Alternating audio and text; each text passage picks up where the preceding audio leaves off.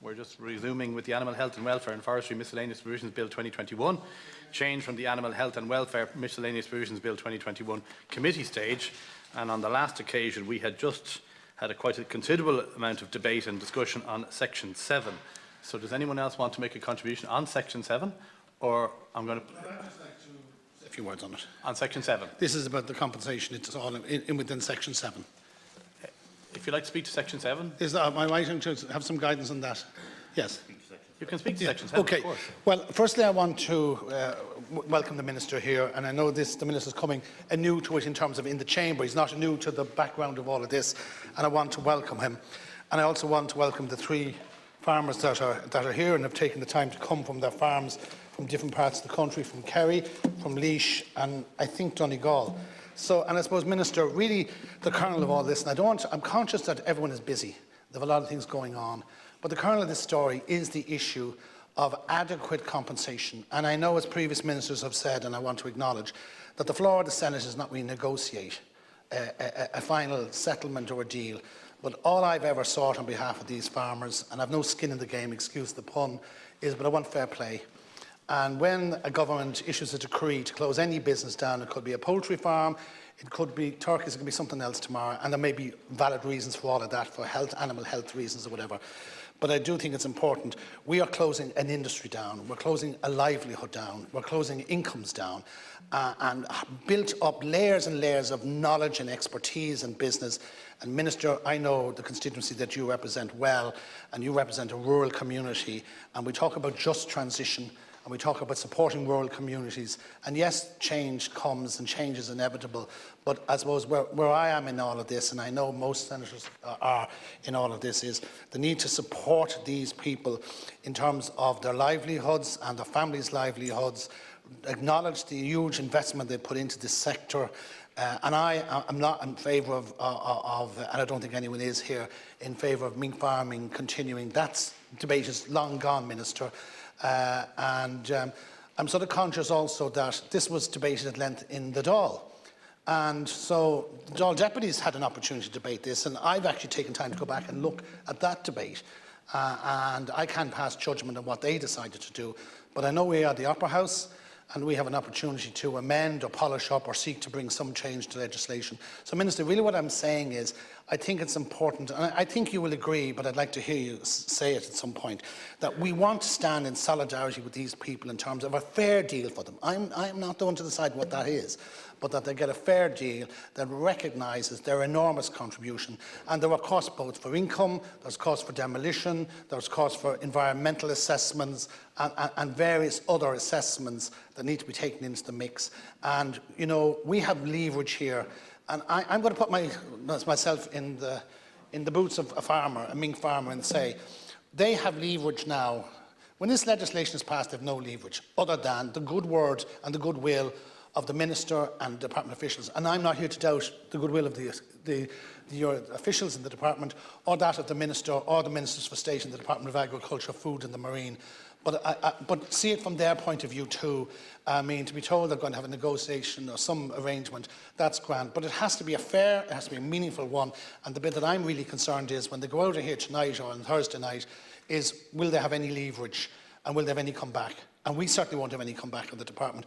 But I acknowledge your huge work in agriculture. I know you, I know you're a fair man to deal with, and you represent a rural constituency. And I'm just trying to set the scene in terms of tonight's work. Where I come from and where my support is to support a fair transition and compensation for these farmers. Thank you. Senator Lombard. Go ahead. Seanad has sat, I think, 3 times due to this issue, and I think we've debated at length. We've gone around the House, we've asked the Department for clarification, asked the Department to bring forward, issues regarding just transition for these communities. I think 3 communities are going to be affected, 35 jobs, 35 families, 3 families will lose their actual income because of not of economic issues, but because of a government policy decision. And I think what we've been trying to hammer out in this House is trying to make sure that there is going to be a fair transition put in place for these families, for the families of the workers and for the entire community. And Minister, we're very much aware, and you're very much aware from where your geography itself, the terminology of just transition was brought forward to help communities because of real change of environments because of government policy. And climate change was an example that everyone used for just transition. But when it came to this issue, I think we asked for the Department to bring forward clarity regarding how they propose to bring just transition for these communities itself.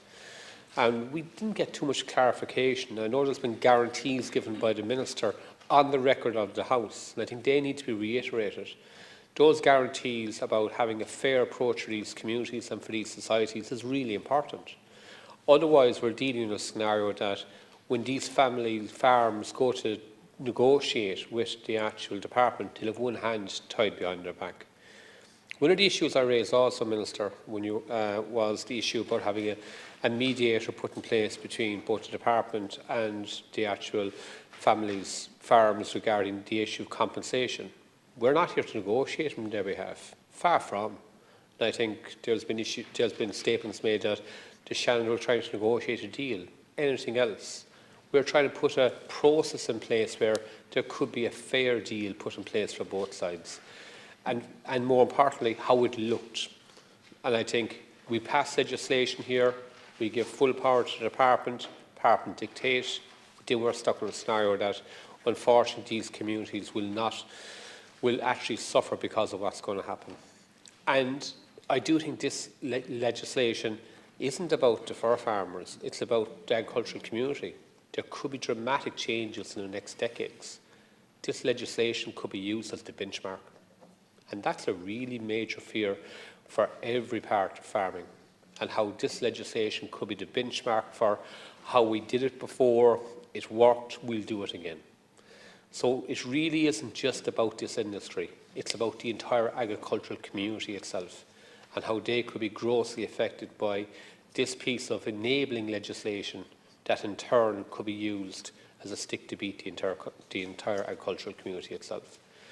Minister, what I'd ask tonight is that you might reaffirm those commitments, the commitments that the previous Minister stated here in the House, that we're going to have a fair package put in place for these communities, a fair package put in place for these family farms that are now going to be, because of government decision, no more. So we can actually hopefully move forward, because we all realise there's a time pressure on this piece of legislation. We all realise that we need to make movement on it. But what we're really trying to do is we're trying to be constructive. And I think articles in the weekend's papers were very much, unhelpful, to say the very least. And if anything, trying to fight for these communities and fight for a fair compensation for the farming community, if I'm condemned for that, I'll be condemned for it. But if anything, what I'll try to do is to make sure there's a fair package for everyone. Thank you, Chair. Lumber Senator Boylan, go ahead. I suppose, look, just to echo, and we said this the last time we were having the debate on this bill, was the unity that's across the House in terms of, one, being in favour of ending mink farming. Nobody here is calling for an extension of mink farming. I personally would have liked to have seen it, abolished a long, long time ago. My experiences as an ecologist in dealing with escape mink and the damage that they do to the natural environment. But there is a unity of voice in this chamber when it comes to mink farming, that now is the time that this has to be abolished, and the government is now introducing legislation to do that. Again, there's a unity of purpose in coming forward with amendments that unfortunately were ruled out of order because they put a cost on the state, but very sensible amendments around environmental impact assessments to prevent the lowballing of demolition processes, amendments around putting in place a training scheme fund for the workers, and also the method in which the compensation was calculated, to use 5 years rather than 10 years. When we know that 10 years is standard practice in other jurisdictions. And other colleagues in this House have put forward other amendments, all trying to address the same issue, which is a fair package for workers who are being told by the government, you are now out of work. We have made a policy decision that has resulted in you no longer having a job. And I'm coming at this really from, I suppose, looking down the road at climate action and the importance of a just transition. Because the just transition, if we really believe in it, and it's not just about a soundbite, it's about bringing together workers, communities, employers and government in social dialogue, but also in investments that are needed for the fair transformation of society to a low-carbon economy. And I'll quote you here, decarbonising our society requires changing everything. Our entire energy, food production, transport and industrial systems. And we need to get that change right, particularly in supporting and maintaining workers' rights. Social justice and ecological justice go together. Those are the words, Minister, of Minister Ryan when he was in opposition and when he introduced a Just Transition Bill into the Dáil in 2018. And it's interesting then that in his first act as Minister to introduce the Climate Bill, there wasn't a single reference to just transition in the Climate Bill. And alarm bells were ringing then for members of the opposition. And in the Climate Committee, we worked very strongly together. We were given umpteen assurances from the government that when the final Climate Act, it would certainly address just transition. And it doesn't go far enough. Amendments, again, put forward, eminently sensible amendments around a just transition on climate action were rejected. If we look at our Scottish counterparts, their Climate Act has a just transition principles section. The whole bill is drafted around the policy of just transition. And the reason why I'm bringing this up is because, as I said, today we're debating a piece of legislation that is putting people out of work. And that is going to happen with climate action as well. And in this situation, we're talking about 3 farms. I think it's 30 workers in total. And the government, I have to say, are offering them a fairly insulting package. And you know, as Senator Boyne said, we're not negotiating on the floor of the Seanad, but we're not committed to, well, we're not confident in what you're offering the workers. And the workers are here in the chamber and they want to hear strong commitments, because once this bill goes through, the leverage is gone then. We only have your word whether or not you're actually going to step up to the plate and deliver a just transition for the mink farmers. And I have to say that if this is the way that we're looking and approaching a just transition, then I'm very, very concerned for the road ahead and how we're going to meet our climate targets. And the last time I was in the chamber when we were debating this, I also made the point that I'm from Dublin, and I know it's tough enough already trying to sell climate action to people who are living in energy poverty. But for any rural TDs or senators, and you're going into rural communities that are going to see enormous changes in how we produce food and how we heat our homes. What we're doing with the mink farmers doesn't bode well, and I don't envy anybody who can point to this piece of legislation and say that we have treated workers correctly, because we haven't. So what we're here today, and as I said, there is unity of voice. Nobody is arguing for a delay in ending mink farming. What we want to hear from you, Minister, is what are you going to do to ensure that the workers and the farmers have a fair and decent package that will set a precedent for the just transition going forward in all of the other sectors that we are going to have a just transition in. Senator Boylan, I suppose to remind members, a lot of the debate we had today has been pretty similar to the debate. I happen to be in the chair with Minister McConalogue and Minister Hackett, and the points are very well made, but if we can try and limit the level of repeating the points that were very well made the last 2 times, and that's not to try and curtail debate. There are 37 more amendments still on the floor that we will be dealing with in the fullness of time. So I have 2 more speakers wanting to speak before the Minister. I'll let them in, but if they can be as brief as possible, Senator Gavin and Senator Daly, and then I'll bring in the Minister to respond to the debate. Thank you. Senator Gavin, go ahead. Good. Look, I have to take you up on that last point now. Look. There is a degree of repetition here, but we're at committee stage and we're looking for the good, positive response from the Minister. If we get that, I'd imagine this stage will be curtailed pretty quickly.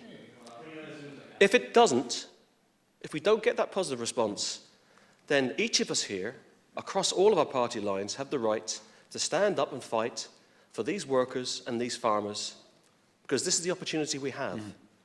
So, with all due respect, perhaps drop that point about repetition, because it's very much dependent on the Minister's Well, I can response. bring in the Minister and as we soon will as not back the House away. wants. We will not back away. And you from can always this come issue. in after the Minister as well. Oh, no, I appreciate that. But you know, it's not good when we have a 3-hour debate that 15 minutes in you're asking us to shorten, It's shorten not, our, I mean, to be our- fair, our- Senator our Gavin, contributions. I just made the point that we had a very detailed debate on Section 7 Yes.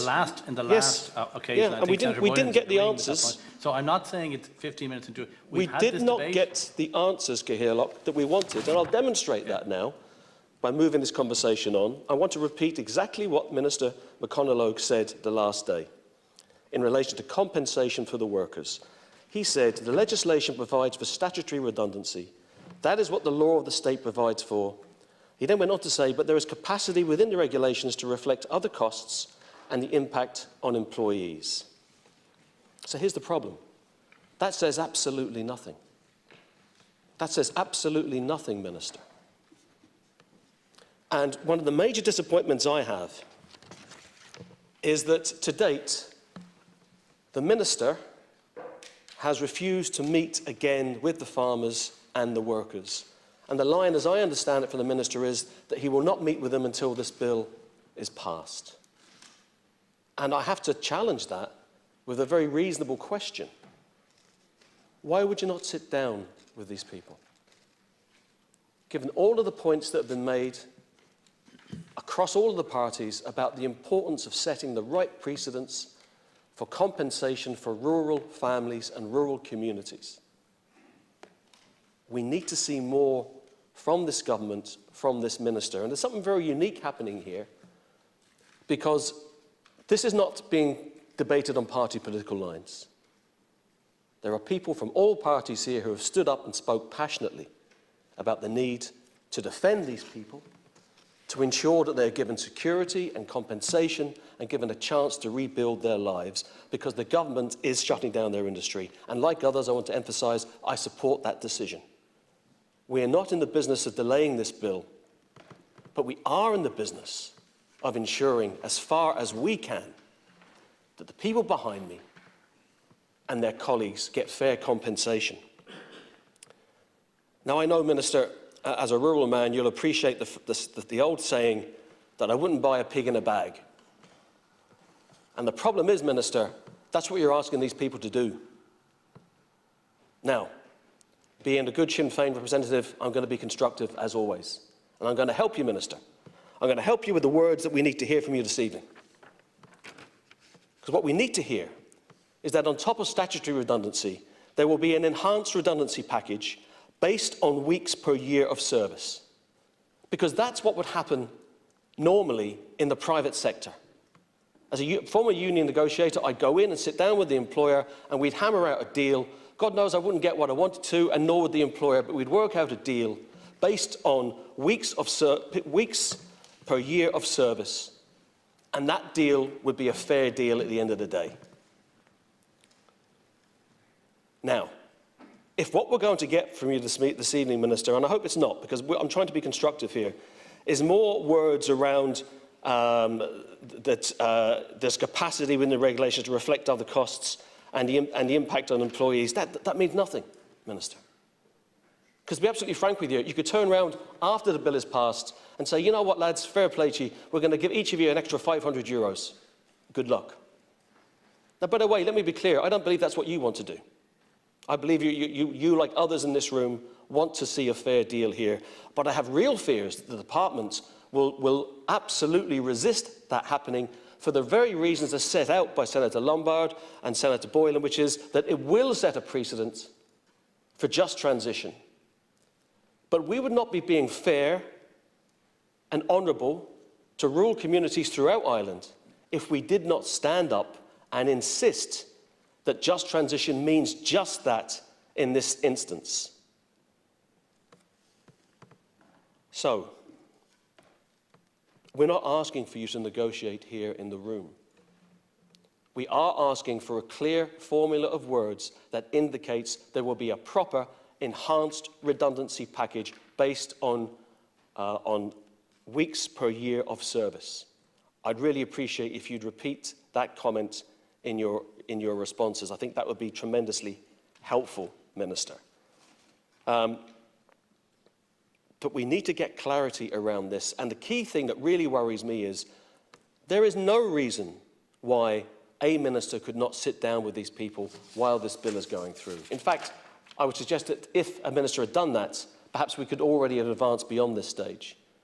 The assurances that these workers are looking for are nothing more than reasonable, and they need to be delivered. And the good news, Minister, is it's in your hands to do that. It's very simple. It's in your hands to do that this evening with a clear message about the detail of an enhanced redundancy package to give assurance to these workers. When you give that clear assurance, hopefully all of us can move on and see this bill through. Without that assurance, I have to be direct and say that just won't be good enough. Not just for the people behind me, not just for their colleagues, but for rural Ireland. And we have a lot of talk about rural Ireland in this chamber. But now, this evening, we're going to see if there's going to be delivery. Real delivery.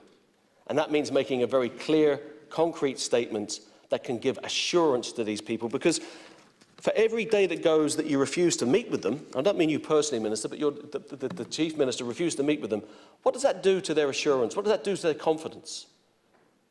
I have to tell you, Minister, their confidence is at rock bottom. They have no faith in getting fair compensation from this government. That's the truth. You'd know that if you met with them yourselves and spoke to them. And I would urge you in your response to simply give that commitment that you will sit down with them this week, and meet their concerns head on in a way that you can give them assurance and we can move on. We want to move on, Minister, and I have to put it to you respectfully, it's the government that's holding up this bill by their refusal to engage and give decent and fair assurances to these families and these workers. So, Minister, the good news is you have an opportunity right here now to do just that, and I look forward to your constructive response. Thank you, Senator Gavin. Senator Daly and then Senator Burke. Go ahead. I'd like to welcome the Minister to the House this evening.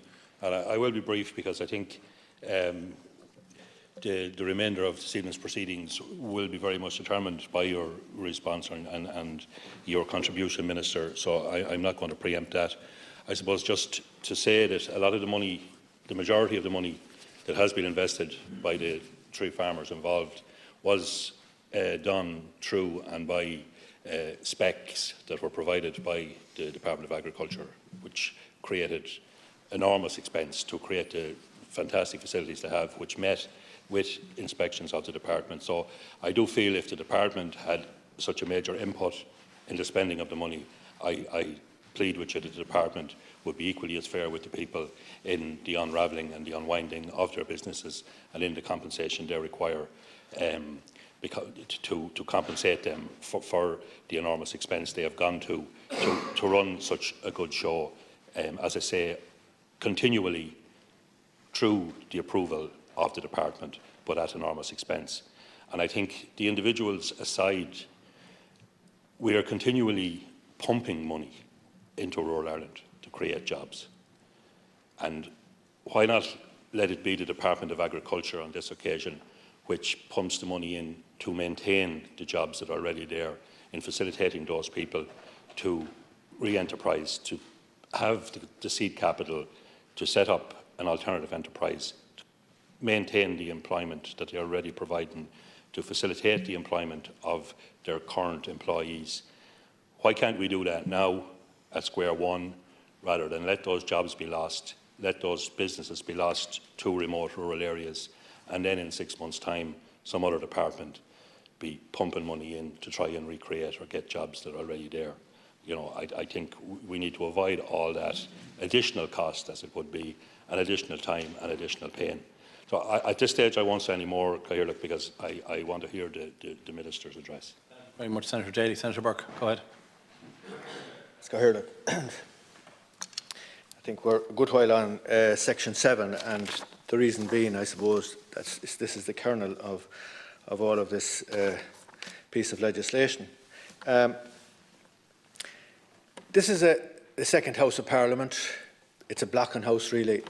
And this is what the House has done. It has held up legislation, and rightly so in my view. I haven't met any of those farmers. I don't know the farmers. But everybody knows if they feel there isn't something fair.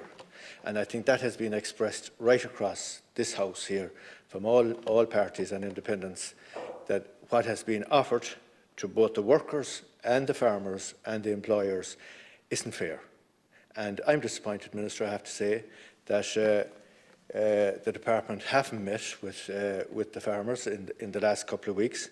This House has given ample time, I think, for those meetings to have taken place. This bill strikes me much the same as the Public Health Alcohol Bill. The Public Health Alcohol Bill went through this House and it put a huge imposition on small retailers right throughout the length and breadth of this country. And it was making some of the small retailers who sold alcohol, it was making it impossible for them and putting impossible restrictions on them to do that. And this House saw that at the time.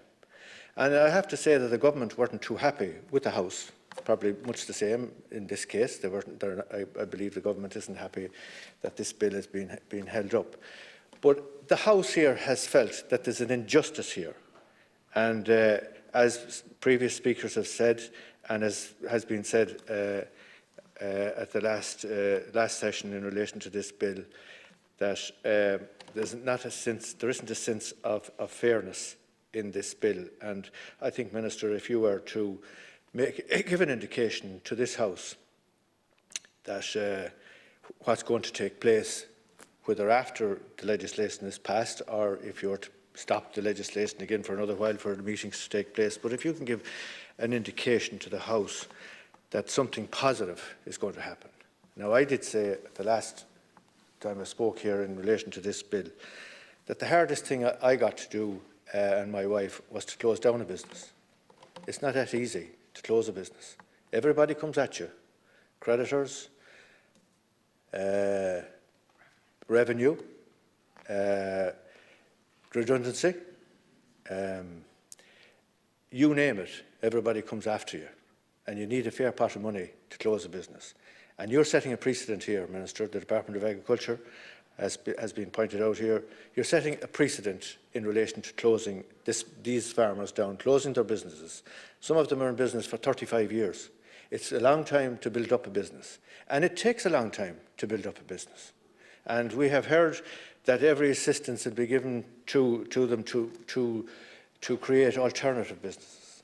If these alternative businesses were going to be so lucrative, these businesses would be in place already, or they would. They would be in place already, and they'd be employing people, but they're not. And if you look at some of the enterprises that might have to be, whether if you look at poultry production, egg production, you name it, pig production, the amount of money that you would need to create an enterprise of that sort or of that magnitude to make it comparable to those people that are making a wage and employing people. The amount of money that they're getting to close down pales into insignificance in relation to what they would have to spend to create some of those enterprises. And we can't have bicycle shops and all that sort of stuff all over the countryside. Everybody knows that it's only one in an area that may be profitable, or such type of enterprises, or coffee shops along walking routes or whatever. They are few and far between that are making money to any great degree.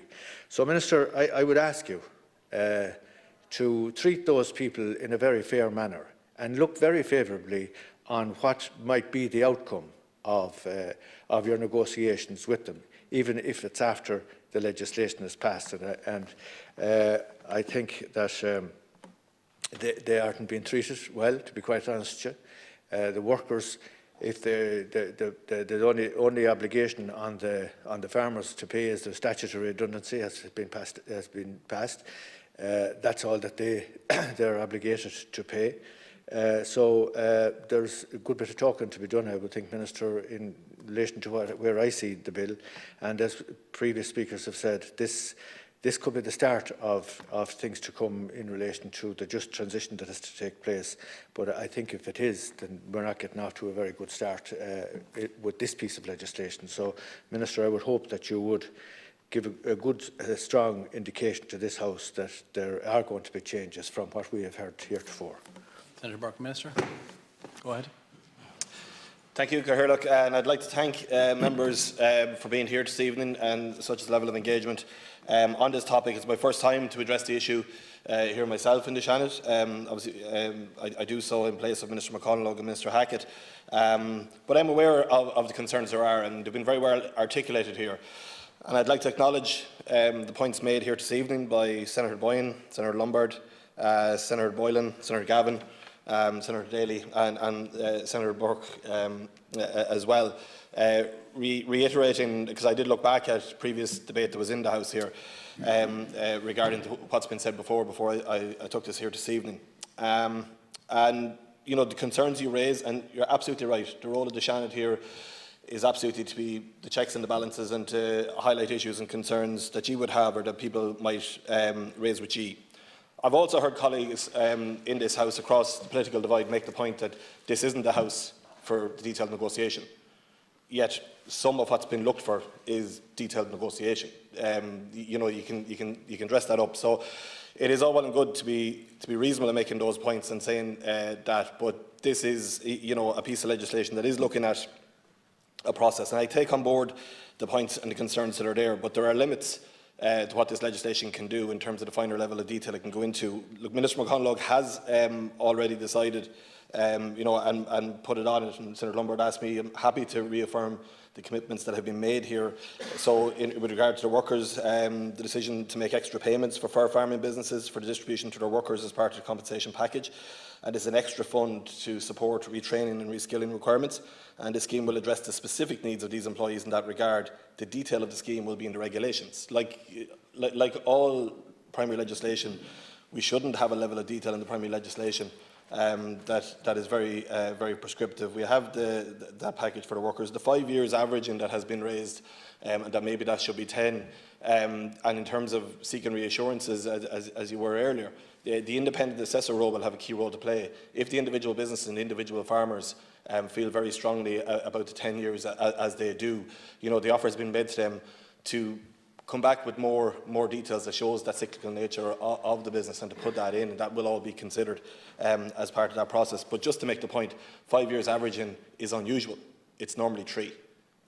So 5 years averaging is there. But again, we're getting into a level of kind of detail on this that is a challenge. And look, you know, the cost of environmental assessments, including the demolition costs, is a point there that obviously has been made previous year as well.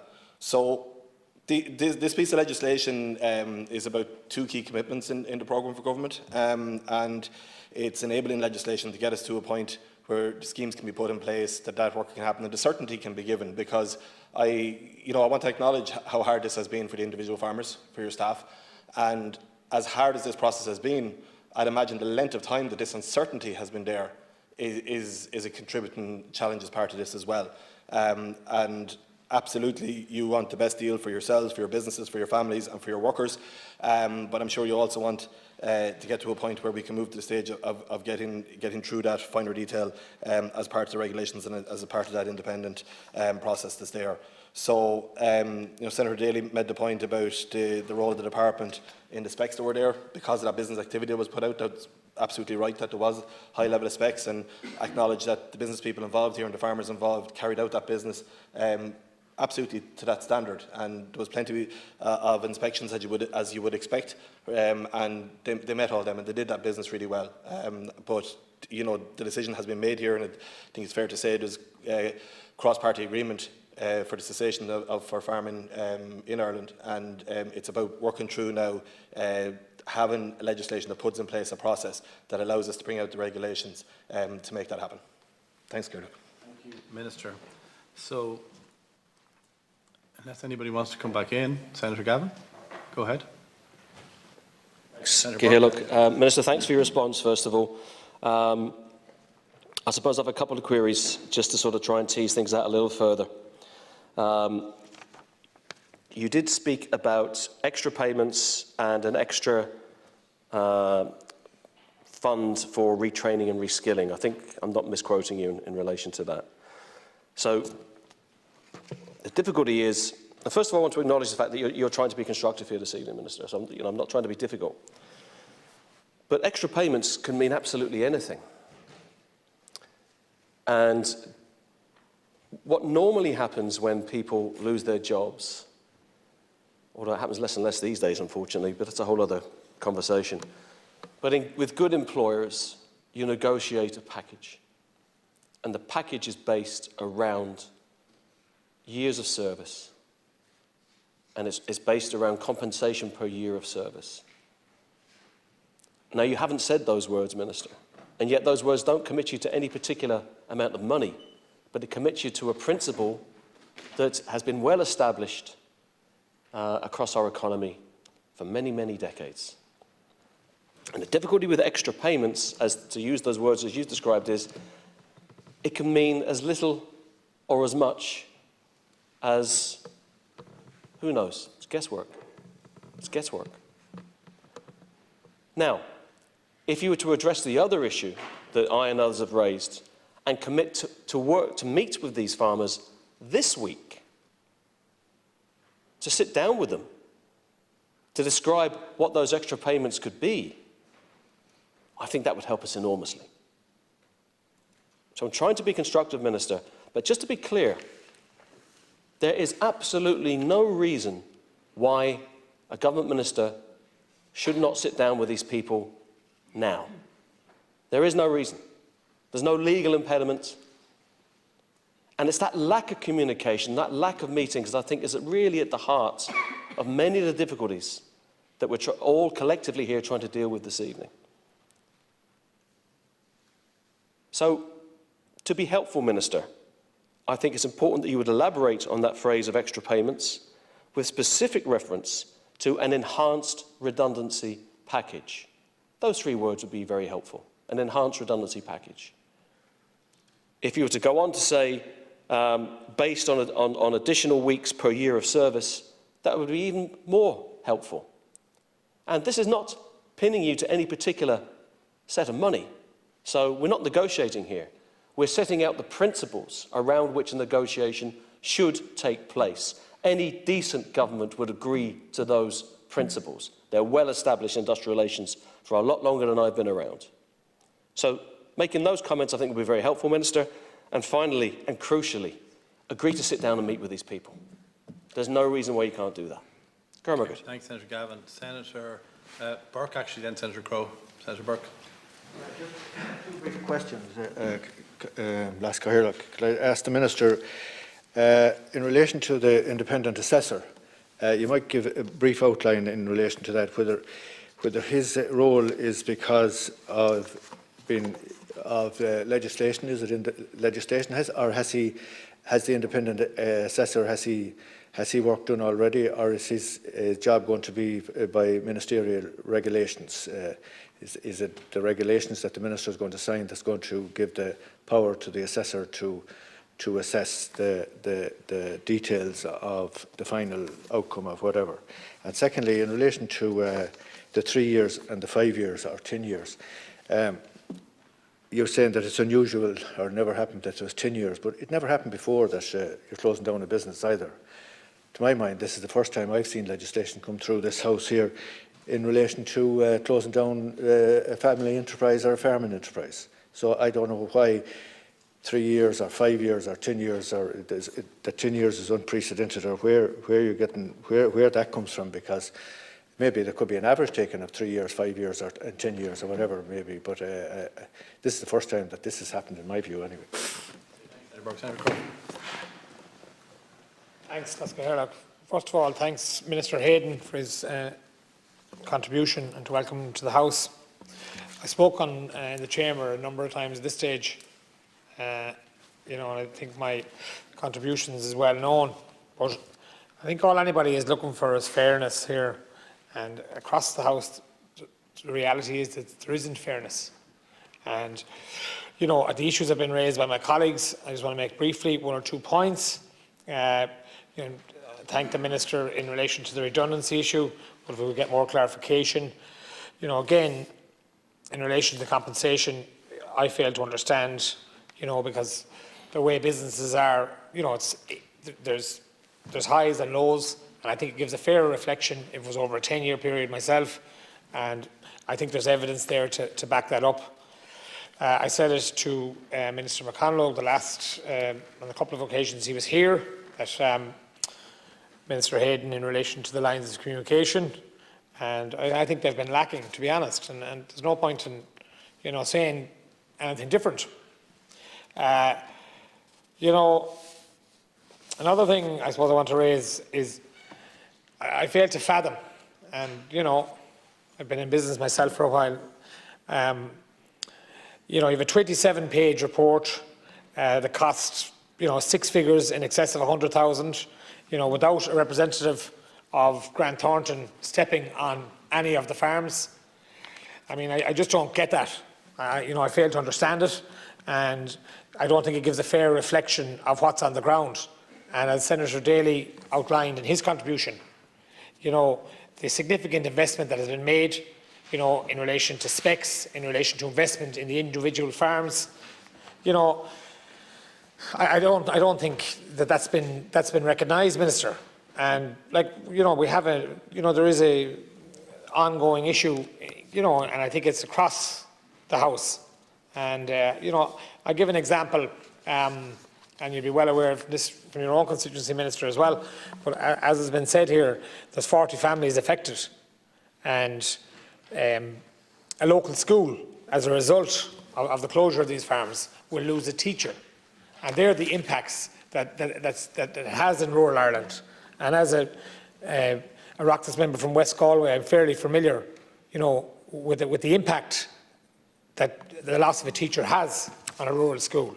So I think, you know, I welcome your comments earlier, Minister, but if we could give me a little bit of clarity on the couple of issues, I'd appreciate it. Thanks very much. Senator Crowe, Senator Lombard, and then Senator Boylan. Go ahead, Senator Lombard. I acknowledge and thank the Minister for his contribution here this evening. I think, you know, we've had hours on this debate, and I think this thing about building trust has been a big issue for us. And I think, you know, I'd like to acknowledge the contribution made by my learned colleague from Galway about, you know, the lack of communication. I think that's a huge issue that we've had here. I think when we met the actual farmers, the Minister gave us the impression there was going to be engagement. I don't think it's been, you know, satisfactory, the amount of engagement. And because of that, we're here. Because of that, we're here for our third session, and we'll be here till probably 10 o'clock tonight. And I think that's an unfortunate dilemma because of the lack of communication itself. And I think I go back to my core point about a precedent. This is, I think, Minister, you mentioned terminology yourself. The precedent would have been 5 years for a compensation package. But there's never been an actual precedent that we're actually closing the industry. I think that's a key thing. This is the first time we've stepped up and said, government policy dictates that you're gone.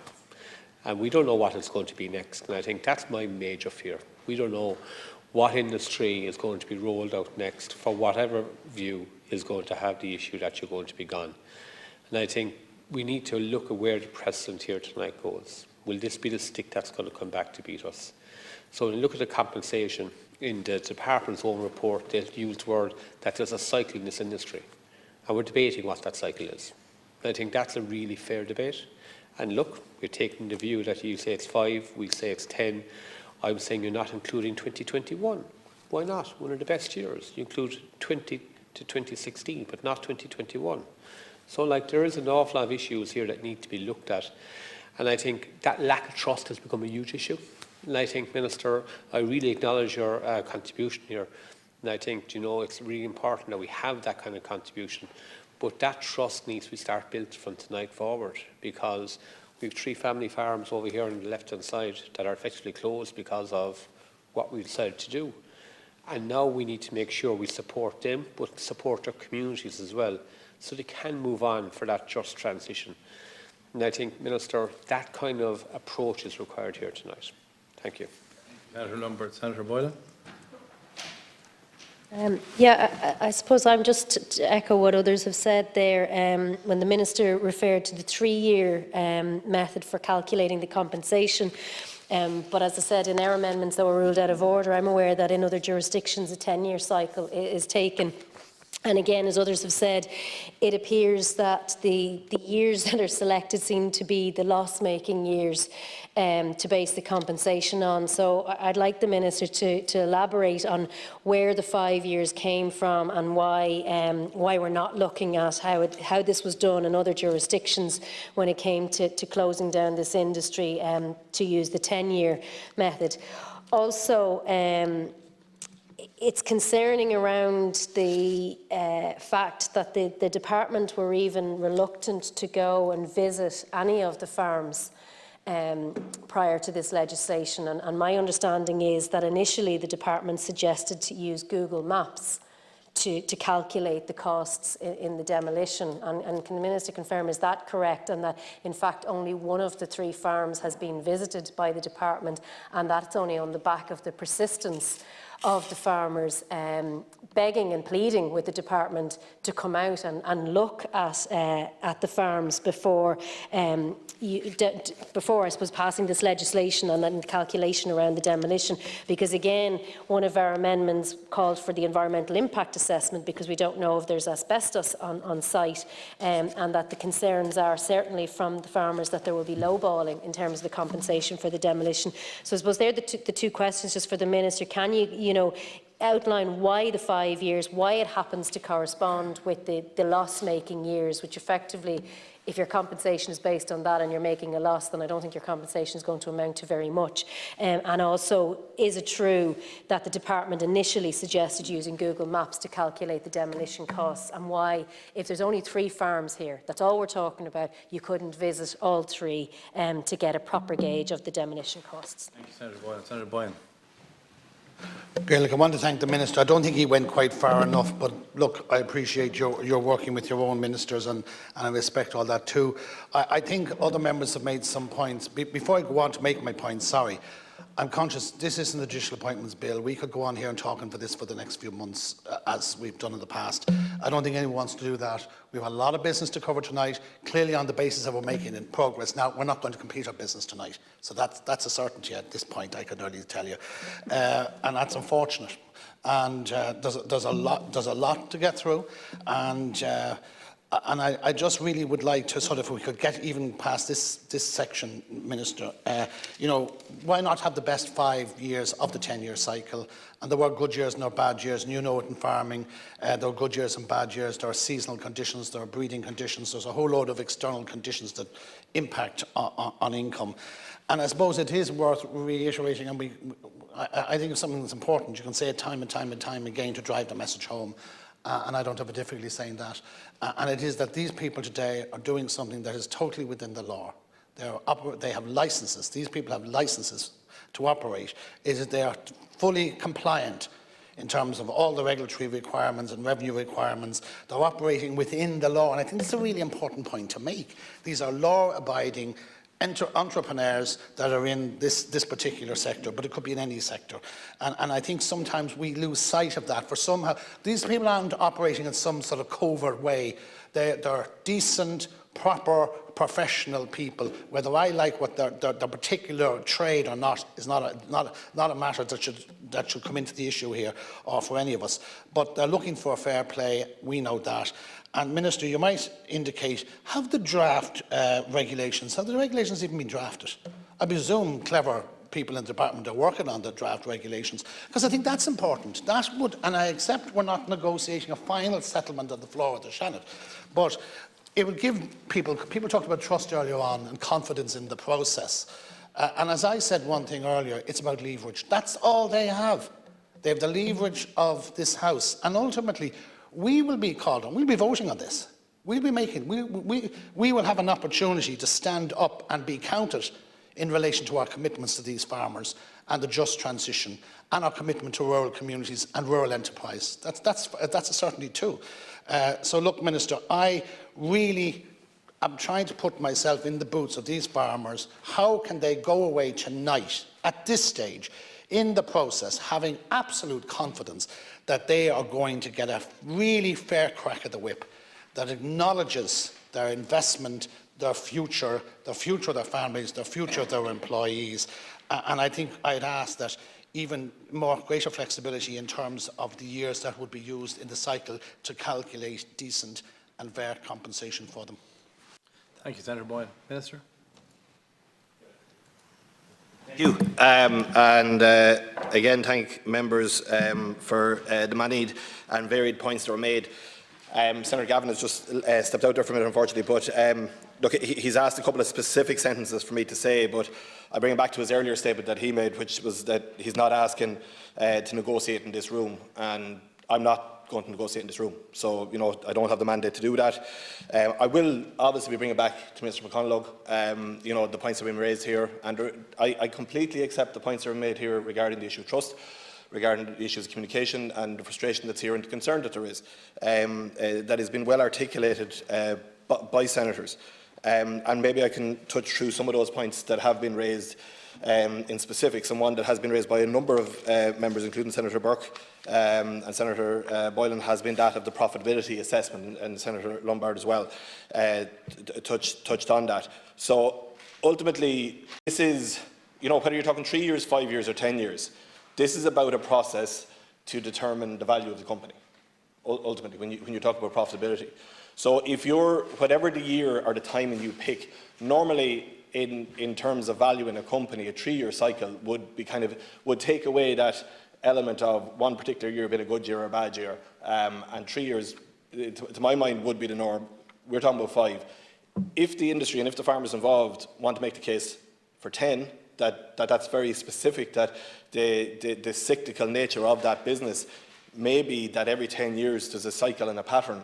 By all means, bring forward the legislation, or the evidence to prove that, and we'll look at it, and that'll feed into part of the process. So, I give that commitment here, that if a strong case can be made as to why the nature of this specific business is very specific to about a 10-year cycle, and how that's been proven, not even just here, not even just in relation to profitability, price of pelts, different countries.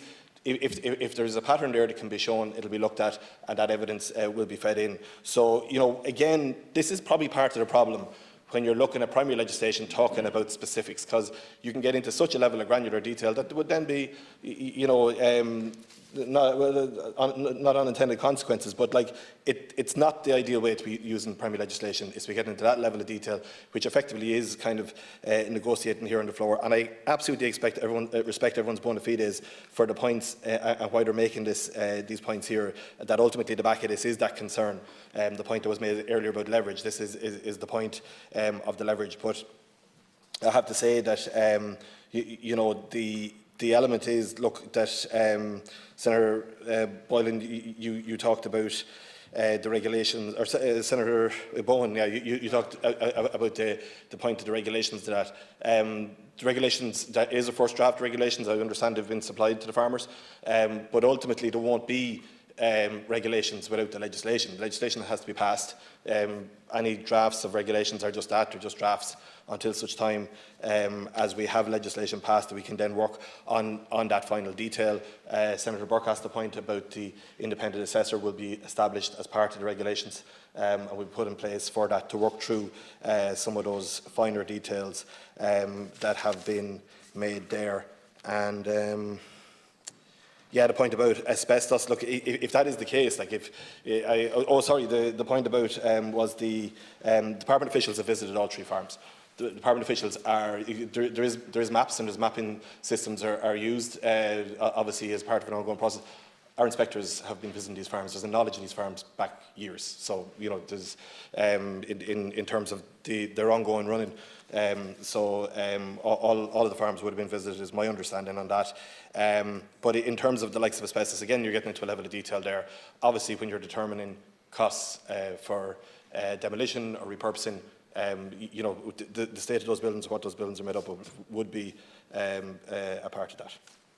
Okay, thank you, Minister. Now I have a load of people just put up their hands. So in the order I saw them, Senator Boylan, and Senator Burke. Go ahead. Thank you. I'll be brief, Minister, and thank you. You've clarified something there for me that did come as a surprise to me. I certainly didn't know it. So you say that you've confirmed to the House that there are draft regulations were prepared. You confirmed to the House that you understand that these draft regulations were supplied to the farmers. You might just confirm that. And finally, would it be possible between now and the next consideration of this bill if we as senators could see a copy of those draft regulations? Okay, so Senator Boylan. I suppose it's just to seek clarity, and I'm not saying that you're not correct, Minister, but you're saying that the department has visited all the farms. But was that for the activity of fur farming? So, like in terms of inspections around the procedure of fur farming, like has anybody visited all 3 of the farms in relation to the demolition costs? Because my understanding was that the Grant Thornton report, which cost €100,000, was a desk-based exercise from Dublin, without anybody in Grant Thornton visiting any of the farms, and that the department then recommended, as I said, the Google Maps, and that only 1 farm was visited in terms of demolition costs. So I don't doubt that the department has been visiting these farms for years, inspecting that they were within the letter of the law, but were all 3 inspected in terms of demolition? Okay, thank you, Senator Boylan. Senator Burke. In relation to the compensation period, Minister, I'd just like to say that you make the equation that businesses that have been taken over or for sale, you know, that 3 years or 5 years is the norm. But in the majority of those cases, a company that knows that they're going to be sold or taken over in the next 2 or 3 years, they take measures to increase their sales, or they do something to make it more profitable or whatever. But those people didn't have that time frame. This thing came out of a bolt out of the blue to those people. So you're not talking like with like when you say that the compensation period should be 3 or 5 years, that anything outside of that was never heard of. Because, as I said, all these other companies, in lots of cases, they have a period where they can boost their sales or boost their profitability or whatever. But that period isn't afforded to those people at all. Thank you, Senator Burke. Now, Minister, to respond to those final 3 contributions. Thanks, Kerr. Look, I'll start with the last one first, Senator Burke. Look, I was responding to your question, you know, where did the 3 years, 5 years come from? That's the general principle. It's about identifying the profitability of the company. So whatever is deemed the best. So, you know, to go to 10 years, you'd need to be proven there that there's a cyclical nature to the business. But it's about trying to get away from that just one set year, and maybe that was a bad year. So, you know, 3 years normally would give you a fairly, you know, good year, bad year, medium year, whatever mix of it. 5 years is a bigger spread, and as I say, 5 years is what the department has proposed on that. But if there is an example to say that this sector and the nature of this business is that of a very clear 10-year cycle where there's ups and downs within those 10 years, but over the course of a number of 10 years, they've shown to be fairly stable. Well, then by all means, put forward any evidence towards that, and that'll be looked at. You know, I don't think there's anybody here trying to discount that. But the fact is that if you want to make a claim for the likes of 10 years, which wouldn't be the norm, it would be a very long period of time to be trying to assess profitability of a company over. You'd need to prove that why that industry requires that. So, Senator Boylan, look, it's back to the point about the drafts. You know, I understand they were furnished to the farmers, and they have them. The draft regulations are nothing. They're not regulations until you have legislation passed. So, like, our job here is to look at that legislation and to see how we do that.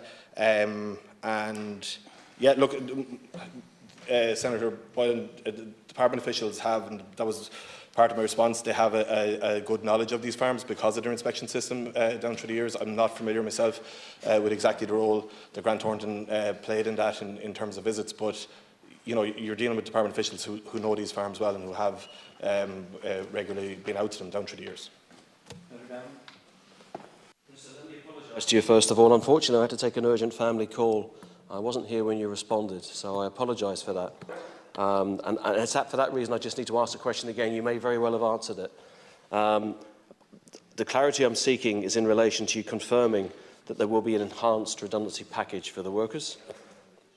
and also the fact that it will be based on additional weeks per year of service. Just to explain that, as you know, statutory redundancy is 2 weeks per year of service. I would expect the package to be based on additional weeks per year of service. If that principle can be established, I think it would be helpful. And again, apologies that I had to step out. Sorry, Minister, I'll just bring in Senator Boyne, has Just something gonna- to ask, and then I'll let you in with the two, yeah. Okay.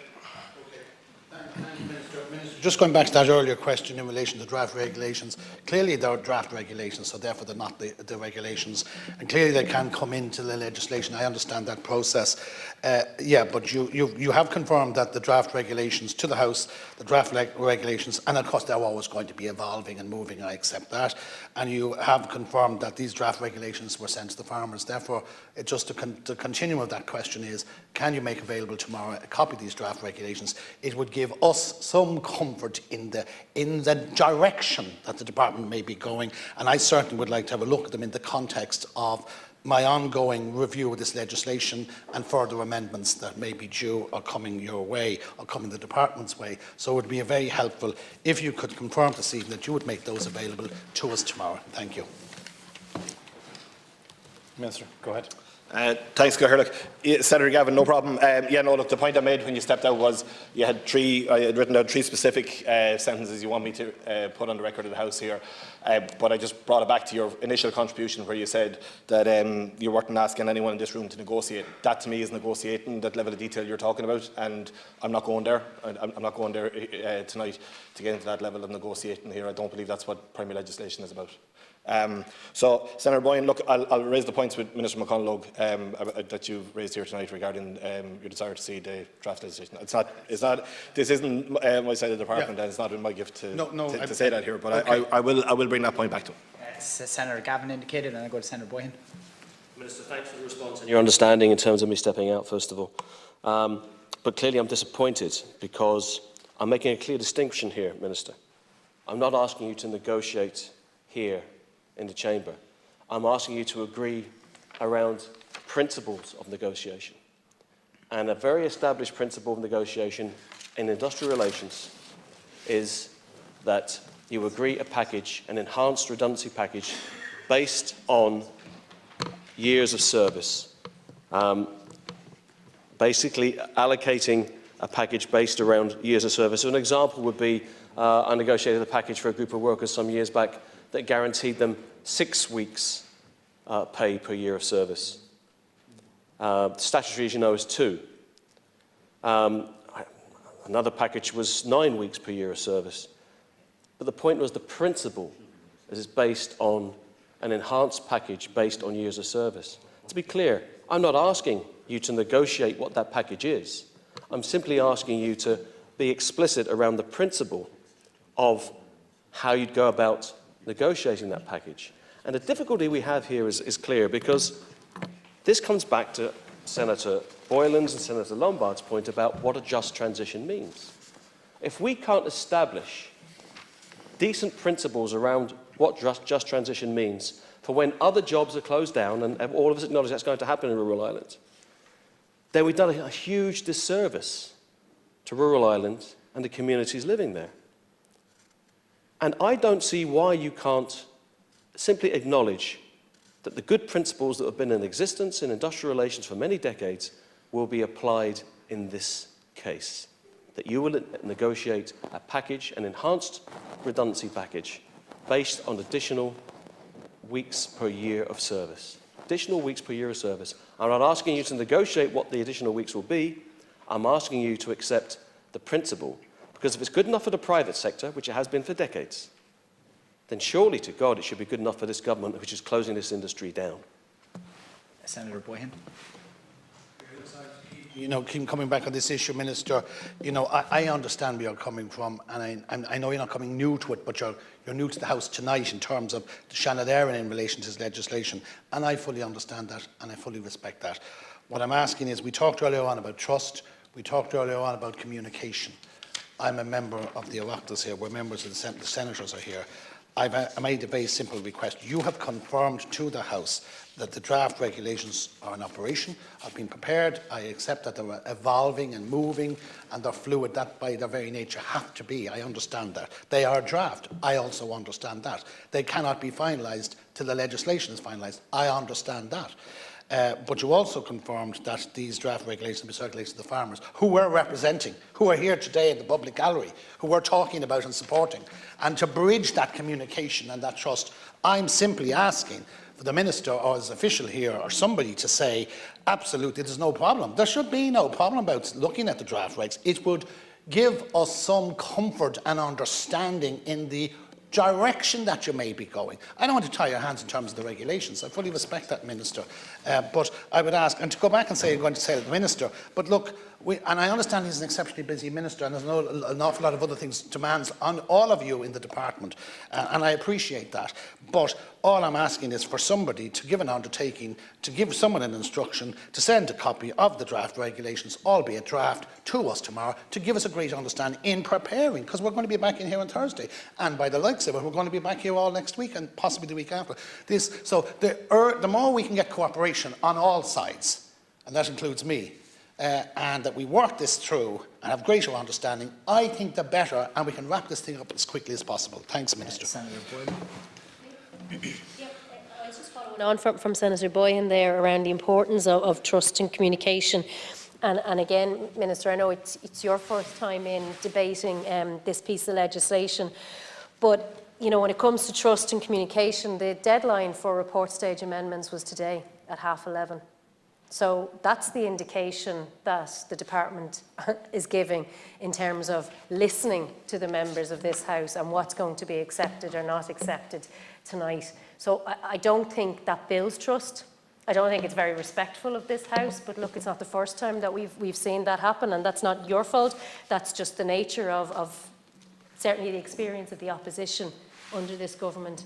But I think what Senator Boyhan is saying around getting a look at the draft regulations, and I think it would be easier, yeah, absolutely, they're draft, they're evolving, but given that it's very unlikely that amendments are going to be accepted by yourself, because, as I said, the deadline for report stage was at 11:30 this morning, then I think you can share the draft regulations with us, because it's unlikely that the legislation is going to change, so therefore it's unlikely that the regulations will be changing very much. It seems that people have set their mind about how this is going to go, but I think it would go a long way to building trust across the House of everybody who has concerns for the workers, and the precedent that ensuring that a just transition is not just a soundbite, that it is actually a process with principles. So I think it would be really, really helpful if you could give that commitment tonight around the draft regulations. Anyone else? No. Minister, do you want to say anything final, or we move on? Yes, thanks, Cahir. Look,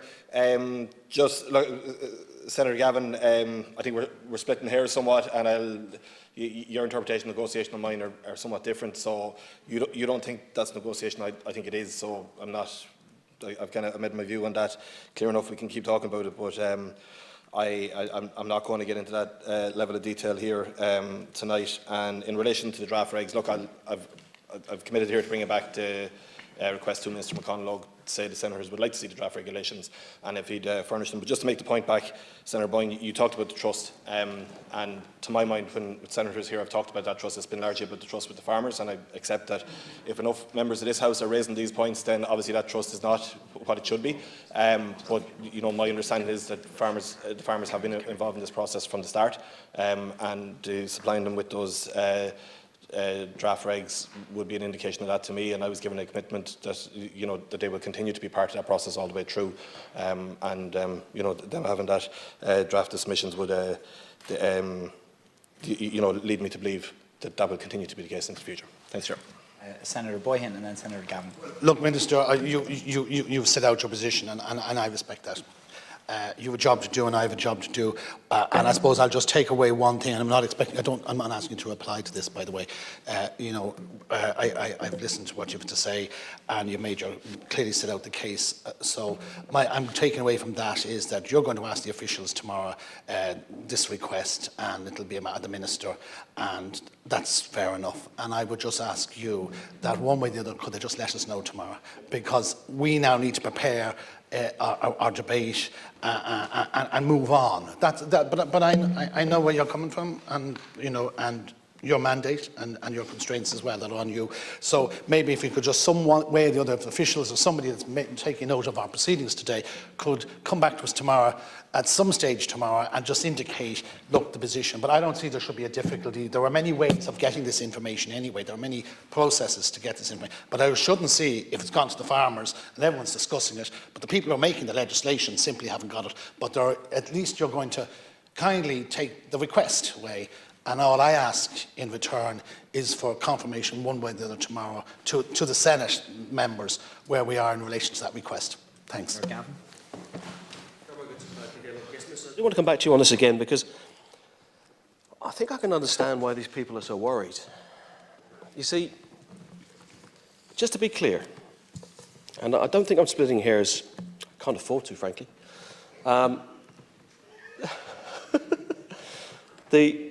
The difficulty here is the state, when it lets people go, for many years has established and respected the principle of an enhanced redundancy package. Let me give you an example. Seanad Airport, we've had terrible job losses there in recent years. But it was always on the basis of an enhanced package. Now, to be clear, if you can't give a commitment that you're going to abide by that principle, the principle that's been used by the state on numerous occasions and used across the private sector on numerous occasions, then that leads me to believe that actually your department doesn't want to give these people an enhanced redundancy package. That's how it sounds. I'm not asking you to negotiate anything here. I'm asking you to commit to the same principle that this state has used on many, many separate occasions in terms of an enhanced redundancy package based on weeks per year of service. There's nothing new here. It's a principle. It's a well-established principle. And the problem is, if you can't give that principle to these people here, whether you like it or not, the message your department is giving is, you know what? You can sing for your enhanced redundancy. You can sing for your enhanced package. I've dealt with employers who haven't given anything above statutory. And they're doing exactly what your department is doing right now.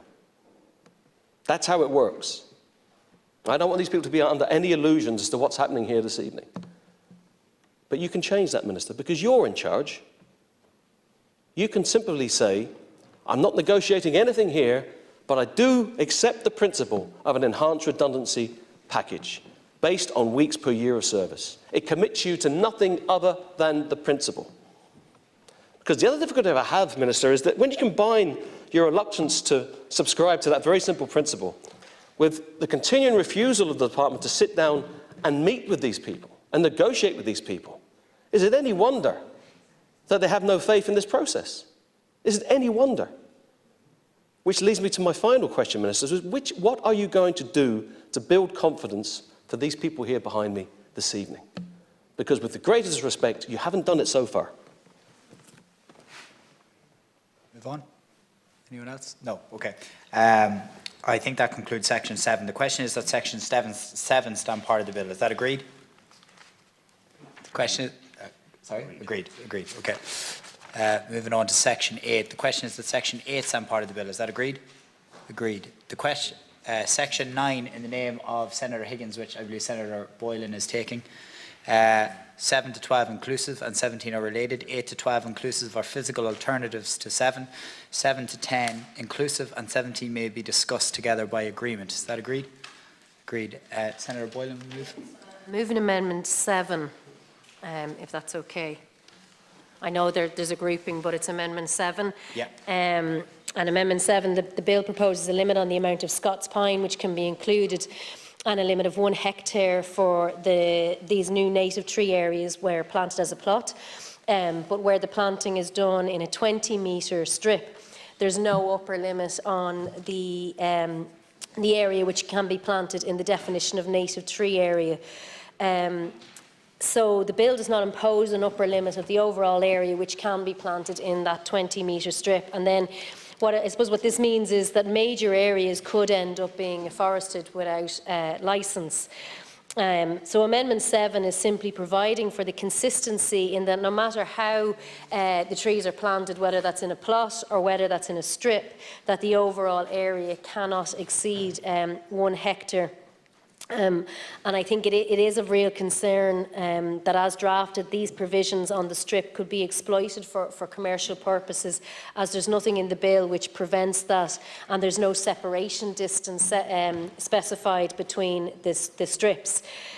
So we've heard assurances from the Minister who was here before that the planting is not for commercial use, that there's nothing to stop the planting of, for example, willow for biomass without the need for a licence under these provisions. So, as I said, what we're looking for is assurances, really, that it won't go over the 1 hectare just because the tree planting is in a strip, because my reading of the bill is that you could end up incentivising people to plant trees in long strips because you don't specify the situations where you can plant that 20-metre strip. It would encourage it, and there are huge environmental sensitivities and legal requirements which need to be considered in respect of planting by rivers. For example, planting can damage the riparian edges, it can destroy nesting holes for birds like kingfishers, it can destroy or disturb above ground resting places for otters. These are called couches, and they come as very, very heavily protected under the Habitats Directive alongside each individual otter. So there's also issues around siltation that could arise that can be carried downstream to sensitive areas, including sites that are important for the freshwater pearl mussel, which Ireland has important populations of in a European context. And there are conservation obligations consequentially of the fact that Ireland has those important populations of pearl mussel. Similarly, allowing for this strip without any restriction on how long the strip can be, it will allow for planting along roads and motorways, and that can have serious impacts to other species who have utilised the open areas by roads in some places, including birds of prey. And it's familiar for anybody who uses motorways now. You will see birds of prey hunting along the motorways and even resting on the lighting of it. The birds of prey who have been used to foraging outside of their natural areas. So I suppose the rationale for this amendment, which is submitted by Alice Mary Higgins, but I really want to hear the Minister's assurances of how this won't incentivise just the planting of strips and what we're looking for is that it would be restricted to that 1 hectare. So, yeah, I'll hear what the Minister has to say around the protections to prevent the issues arising. Anyone else before I call the Minister? Senator Moynihan, yeah. Thank you, Chair. And it is just to support Alice Mary Higgins' amendments on this. And first of all, I don't think it's a good way to do business where you essentially have a bill is about one thing and then at the last minute in the next stage that a whole important area around forestry is then planted into it. And the environmental pillar has been in touch with all senators about this in relation to this. And I don't think anybody is doubting the bona fides of Minister Hackett. But I think the question is, when you're drafting legislation, are you drafting legislation for whatever minister can come in and whatever eventuality happens? And they have large concerns about unlicensed areas being essentially used for, or being used for commercial purposes, and that it does nothing to support native tree planting and not allow for foreign seed stock to come in. And as they say themselves in the letter that they sent us, The right tree in the right place under the right management can benefit the climate, but potentially well-meaning policies such as the forestry provisions can have negative consequences. And unless there are sufficient controls in place, and that's what this amendment is seeking to do, ensuring that afforestation happens in the right places on the right scale.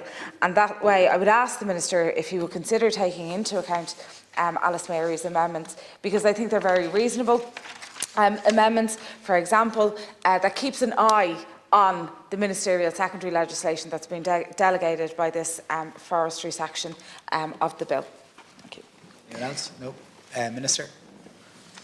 Thanks very much. Will I take all of them Please, Minister. together? Yeah, including up to 17. So, look, first of all, Senator Boylan and Moynihan for the points he raised regarding Amendments 7 and 8 by extension.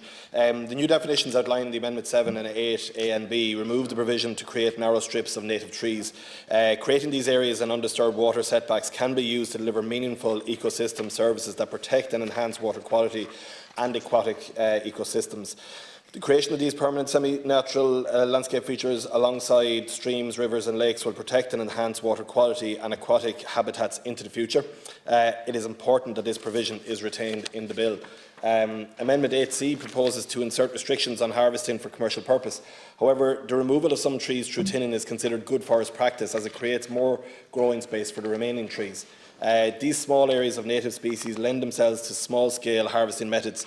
Landowners will need to apply for a tree felling licence before they undertake any tree felling. These plantings will be permanent in nature and not just for the duration of the scheme, as these areas will be afforded the protection under the Forestry Act 2014. Therefore, the proposed Amendment 8D is not required. The planting of trees from local native seed stock, as detailed in Amendment 8E, is a worthy suggestion. However, experience with the native woodland scheme has shown that there is simply not enough seed supply to ensure the rollout of a new scheme. Native tree seeds from different areas can also improve the resilience of forests and allows them to adapt to the adverse impacts of climate change. The composition of tree species to be planted, as referred to in Amendment 8F, will be fully considered during the strategic environmental assessment and appropriate assessment. In general, the planting of multiple species is good practice. The exact requirements will be set out in the scheme design and associated qualifying criteria.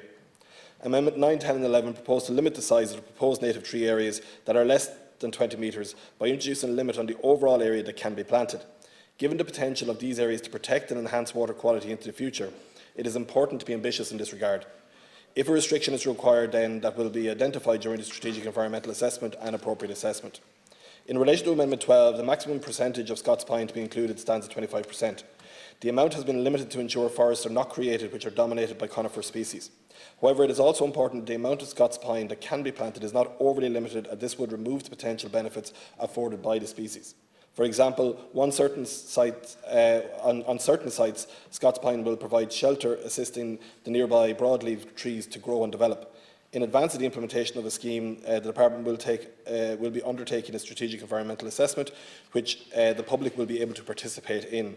Following the completion of the SEA and subject to its findings, my Department will be in a position to finalise the scheme and the associated qualifying criteria. This may result in the introduction of a level for Scots pine being less than 25%. In relation to Amendment 17, it proposes to add 5 conditions to the areas which can be planted. Parts 1, 2, 3 and 5 have already been addressed in Amendment 8, where Minister McConalogue did not accept the amendments. Part 4 is new and will now be considered. The amendment proposes to add text to facilitate the inclusion of conditions with regard to appropriate stocking levels to the species proposed, soil types and characteristics of the location. These proposed conditions will be considered in the context of the scheme design and specifications. For these reasons, I am not accepting the amendments numbered 7, 8, 9, 10, 11, 12 and 17. Anyone else? No. No. Okay. The question is that Amendment 7 be made. Is that agreed? Agreed. The question... Oh, sorry. Oh, sorry. Those in favour say aye. Those against say nil. I believe the question is carried, is defeated. So our next is Section 9, Amendment number 8 has already been discussed with 7. The question is that... Sorry? Oh, sorry, Senator Boylan, could you move Amendment 8, if that's okay? So it's not moved. Okay, perfect. So on to 9 then, really? Yeah, okay. Amendment number 9, already discussed with 7. Is it being moved? Number 9? No, not moved. Amendment number 10 in the name of Senator Higgins, already discussed with 7. Is it being moved? No. Amendment number 11 in the name of Senator Higgins, already been discussed with 7. Is that being moved? No. Amendment number 12 in the name of Senator Boyhin, already discussed with 7. We'll go on to... Is that, well, he's not here to move it, so it's not moved. Amendment number 13 in the name of Boyhin is fortunately not here, so that's not moved. Amendment number 14 in the name of Senator Higgins, out of order in conflict with the principle of the bill. Amendment number 14A in the name of Senator Higgins, out of order in conflict with the principle of the bill. And then Amendment number 15 in the names of Boylan, Gavin, O'Donnelly, Warfield. 15 and 15A are related and may be discussed together by agreement. Is that agreed? Agreed. Is that being moved? 15, yeah. 15, yeah. The purpose of this is to make data on forestry more readily available to legislators and the public. And I know that in the Dáil, the Minister indicated in the Chamber that this data is already available, or rather that it can be extrapolated from the data that is available. My understanding is that it's in complex data sets, so I suppose the crux of the matter is whether it's freely available. So what this amendment is seeking to do is to ensure that data is published in a more digestible format. And it's then amendments 15B is Alice Mary's, is it? Sorry. 15A and 15B is Alice Mary's, yeah. Yeah, so I'm not moving those. Sorry. You're not So moving it's them. just I spoke on our own one, Amendment 15. Yeah, that's perfect. Okay. So not moving 15A, not moving 15B. Minister, would you like to say anything in response? So just in relation to Amendment 15A, 15 and 15A, Amendments 15 and 15A are being addressed together as they both relate to the provision of statistics at local electoral area. My department provides very comprehensive forestry statistics. On a weekly basis through the forestry dashboard, information is provided on afforestation, roading and felling. Monthly statistics are also provided on a broader range of statistics that are available on the department's website. Then at the end of each year, comprehensive statistical information is provided on a county basis in the annual forest sector statistics publication. The requirement to provide these statistics is not statutory based but has evolved over time to meet the requirements of stakeholders in the forest sector. This allows for changes to be readily made to the information being sought. My preferred approach is to retain this current flexible approach to providing statistics. This request tabled in this amendment was recently subject of a parliamentary question. My department has confirmed that the level of afforestation per local electoral area and the level of which is broadleaf will be provided by the end of March of this year. For these reasons, I cannot accept Amendments 15 and 15A. And then just on 15B, There, Minister, sorry. Is it not? We'll come so to it now in a I can come to that then. Yeah, that's grand. So we're now on 15B in the name of Senator Higgins. Sorry, do you want to come back in on that one, Senator Boyle? No, so go on to 15B. Oh yeah, okay, so the question is that Amendment 15, the question is that that amendment be made. Those in favour say aye. Those against say nil. I think the question is defeated. So we've now discussed 15A as well, Bridget? Yeah, that's not been moved, and Senator Boylan said that. So we're now on to 15. It's not moved yet. And 15B, will you be moving that, Senator Boylan? 15B? No. Okay. The next one is the next one is amendment number. Minister, that was 15B. Would you like to say anything in relation to 15B? It's not being moved. So can the Minister reply to it if it's not being moved? Okay, fair enough then. Okay, amendment number 16 in the names of Boylan, Gavin, O'Donnelly and Warfield. 16 and 27 are related and may be discussed together by agreement. Is that agreed? Agreed. Are you moving the amendment?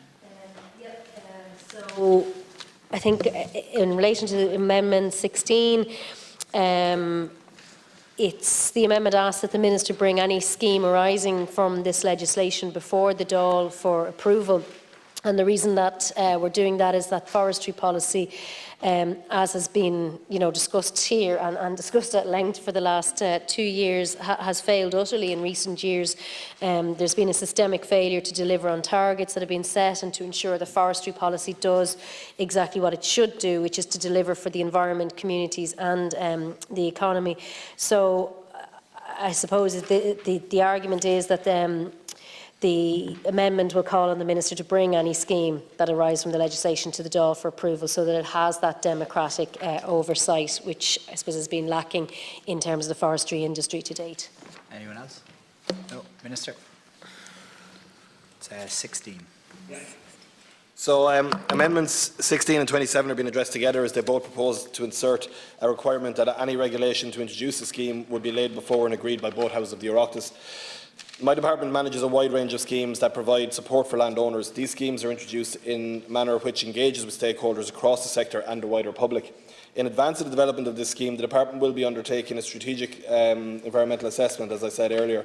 This includes the statutory requirements for the public to be able to participate in the process at specific stages to ensure there is transparency in the decision-making throughout the SAA process. The consultation process will engage with statutory authorities, outside bodies and the public. Members of the Oireachtas are also free to participate in this process to shape any future scheme. However, it is important to stress that in Section 9D of the Bill, there is a requirement on the Minister to provide by regulation for a scheme to facilitate the planting of native tree areas. This provides that the legislation to establish a scheme must be consistent with and based on the legislation adopted by the Oireachtas in the primary legislation being considered in this Bill. I therefore do not accept Amendments 16 and 27. Would you like to come back in?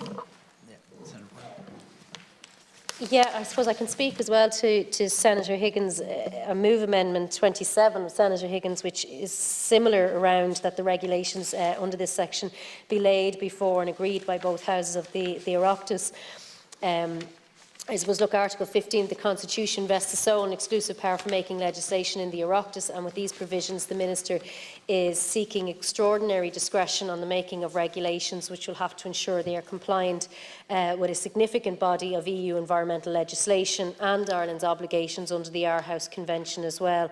And I don't think it's any secret that Ireland's track record on regulations complying with EU law and Aarhus are not good and are in fact of serious concern, and were recently called out at a public meeting about our failure to comply with EU legislation when it comes to the environment. And the consequences of those failures can be seen in the catastrophic failure to restore and conserve even our most important species and habitats in our Natura 2000 or European sites. So I think, look, it's both desirable and appropriate that the regulations would be laid before and agreed by both houses of the Oireachtas. This is particularly as those provisions were introduced in such a way which has been said earlier around tacking on forestry amendments to an animal health and welfare bill, when I actually had animal health and welfare amendments which were ruled out of order. But here we are talking about forestry under animal health and welfare. But the manner in which these provisions were introduced is in such a way meant that we entirely avoided pre-legislative scrutiny. We've had limited opportunity to hear properly on them from multiple stakeholders, and have effectively, well, the idea was to rush it through, but given the issues around the mink farming, that hasn't happened to date. But I do think that the provisions the Minister is seeking is extraordinary discretion, and Amendment 27 calling for the regulations to have the oversight of the Oireachtas is not a big ask, especially given our track record in environmental compliance. Anyone else before the Minister? No. Minister? No? You okay? Okay. Our next one is amendment number 17. Oh, sorry. The question is that the amendment be made. Those in favour say aye. This is amendment 16, yeah. Those against say nay. I think the question is defeated. Amendment number 17, the names of Higgins, already discussed with 7. Is that being moved, Senator Boylan? 17? No. Amendment number 18 in the name of Senator Higgins is out of order, not relevant to the subject matter of the bill. Amendment number 19 in the name of Senator Higgins is out of order, in conflict with the principle of the bill. Amendment number 20 in the name of Senator Higgins, 20 to 24 inclusive are related, 21 to 23 inclusive are physical alternatives to 20, 22 is a physical alternative to 21, 20 to 24 inclusive may be discussed together by agreement. Is that agreed? Just I moved 27 as well, sorry. We'll get to that in order when we get to 27. Oh, okay, That's okay with you? sorry. Yeah, perfect. Yeah. So can I go back to amendment number 20, Senator Boylan? Is that being moved? No. Section 9 continued. Amendment number 21 in the name of Senator Higgins, already discussed with 20. Is that being moved? No. Not moved. Amendment number 22 in the name of Senator Higgins, already discussed with 20. Is that being moved? Amendment number 23 in the names of Boylan, Gavin, O'Donoghue and Warfield, already discussed with 20. Is that being moved? Yes. Perfect. After you. So this amendment is proposing that one of the criteria to be taken into account before the Minister approves the scheme would be the existing levels of afforestation adjacent to domestic dwellings. So the amendment doesn't seek to constrain the government at all in designing the scheme. It just simply asks that when people seek to avail of it, due consideration is given to the existing afforestation in the same manner as other criteria which are already included in the bill, such as public safety and pest control. And this, I suppose, the rationale for this amendment is because we have seen, certainly in certain parts of the country, particularly around Leitrim, that there are communities who've been inundated with forestry plantations. They have walls of conifers, their light is blocked, their views are blocked, and also with forestry plantations, a lot of jobs then leave the area because the land has been transferred over to forestry from agriculture.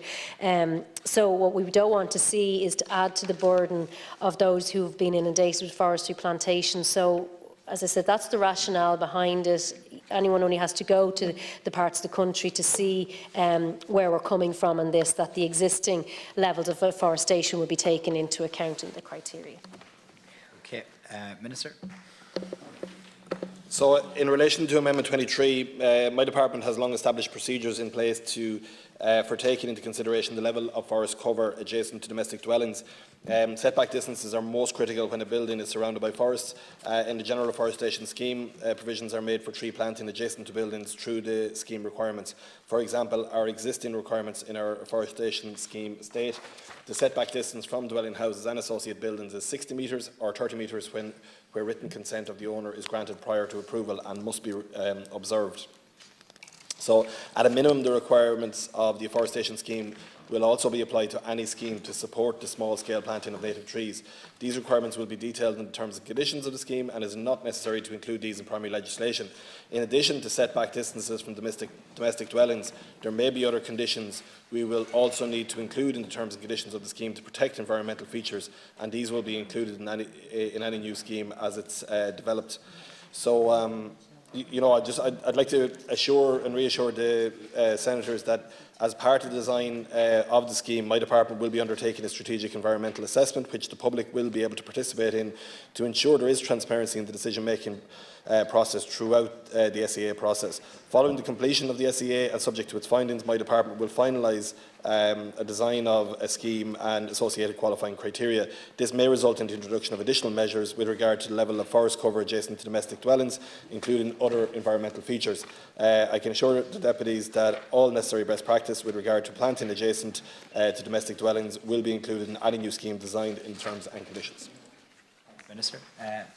Anyone else? No? No. Okay. The question is that Amendment 23, the question is that the amendment be made. Those in favour say aye. Those against say nil. I think the question is defeated. Amendment 23A in the name of Senator Higgins. Senator Boylan, has that been moved? Yeah, I'll move Amendment 23A, is it? Yeah.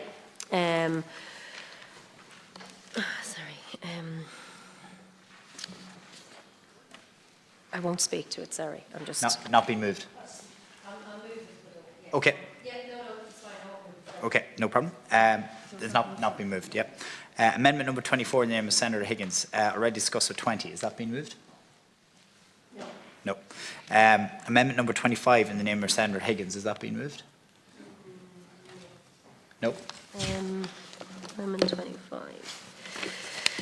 Apologies, Chair. No, not at all. Amendment 25, yeah, sorry, I am going to move Amendment 25. Okay.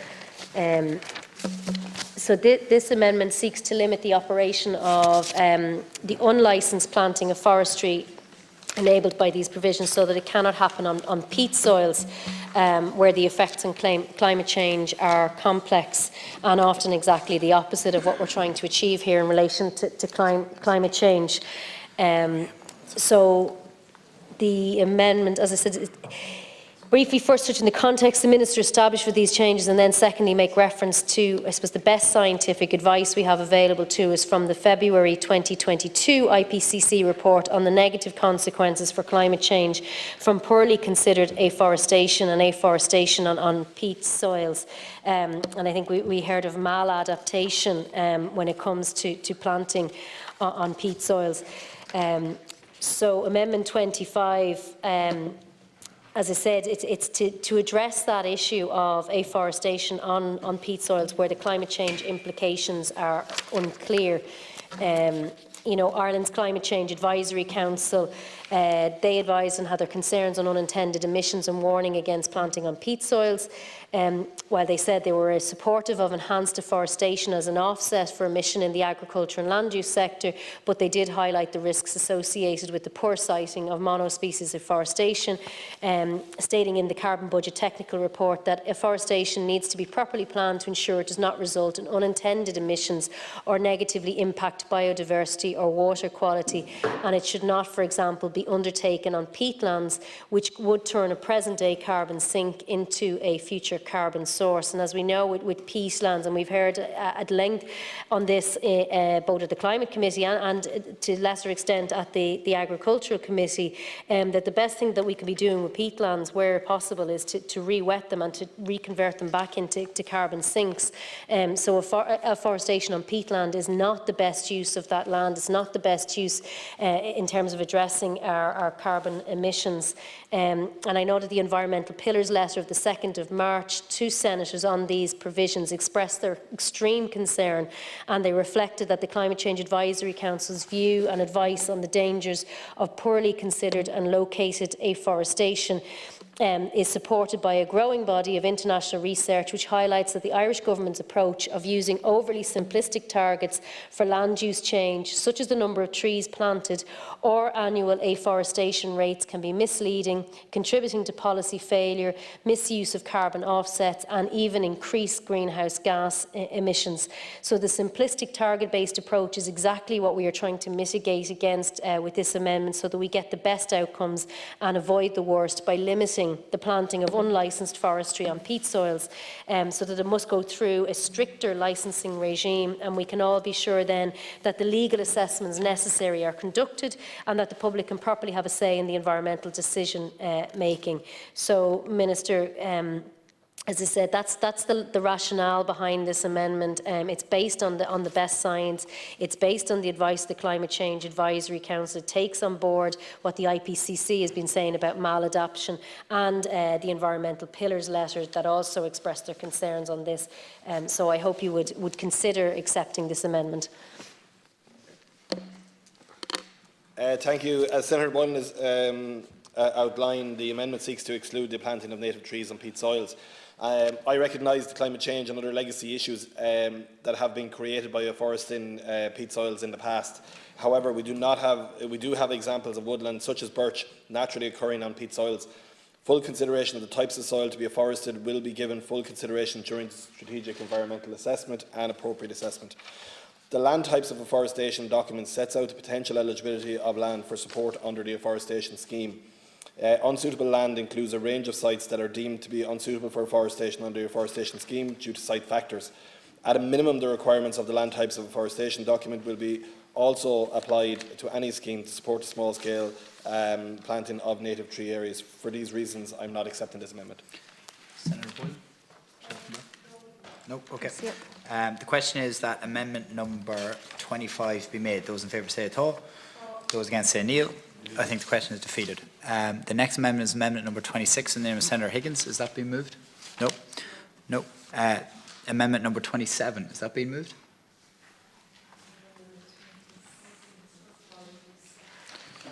Oh, sorry. Already discussed with 16. Sorry. Sorry, already discussed with 16. Are you moving it though? Will you still? Are you moving it though? Yes. Yeah. So can she speak to it then? No, can the senator speak to it? It's already spoken to at 16. Yeah, it still has to be moved. Yeah, gotcha. The question is that the amendment be made. Those in favour say aye. Those against say nil. I think the question is defeated. Amendment number 28 in the name of Senator Higgins is out of order, in conflict with the principle of the bill. Amendment number 29 in the name of Senator Higgins. Is that being moved? No. Amendment number 29A in the name of Senator Higgins is out of order in conflict with the principle of the bill. Amendment number 29B in the name of Senator Higgins has already been discussed with 13, but can I ask, is that being moved? Can we withdraw to move it at report stage on Thursday? Yeah. Is that okay? Yeah, with the Yeah. agreement.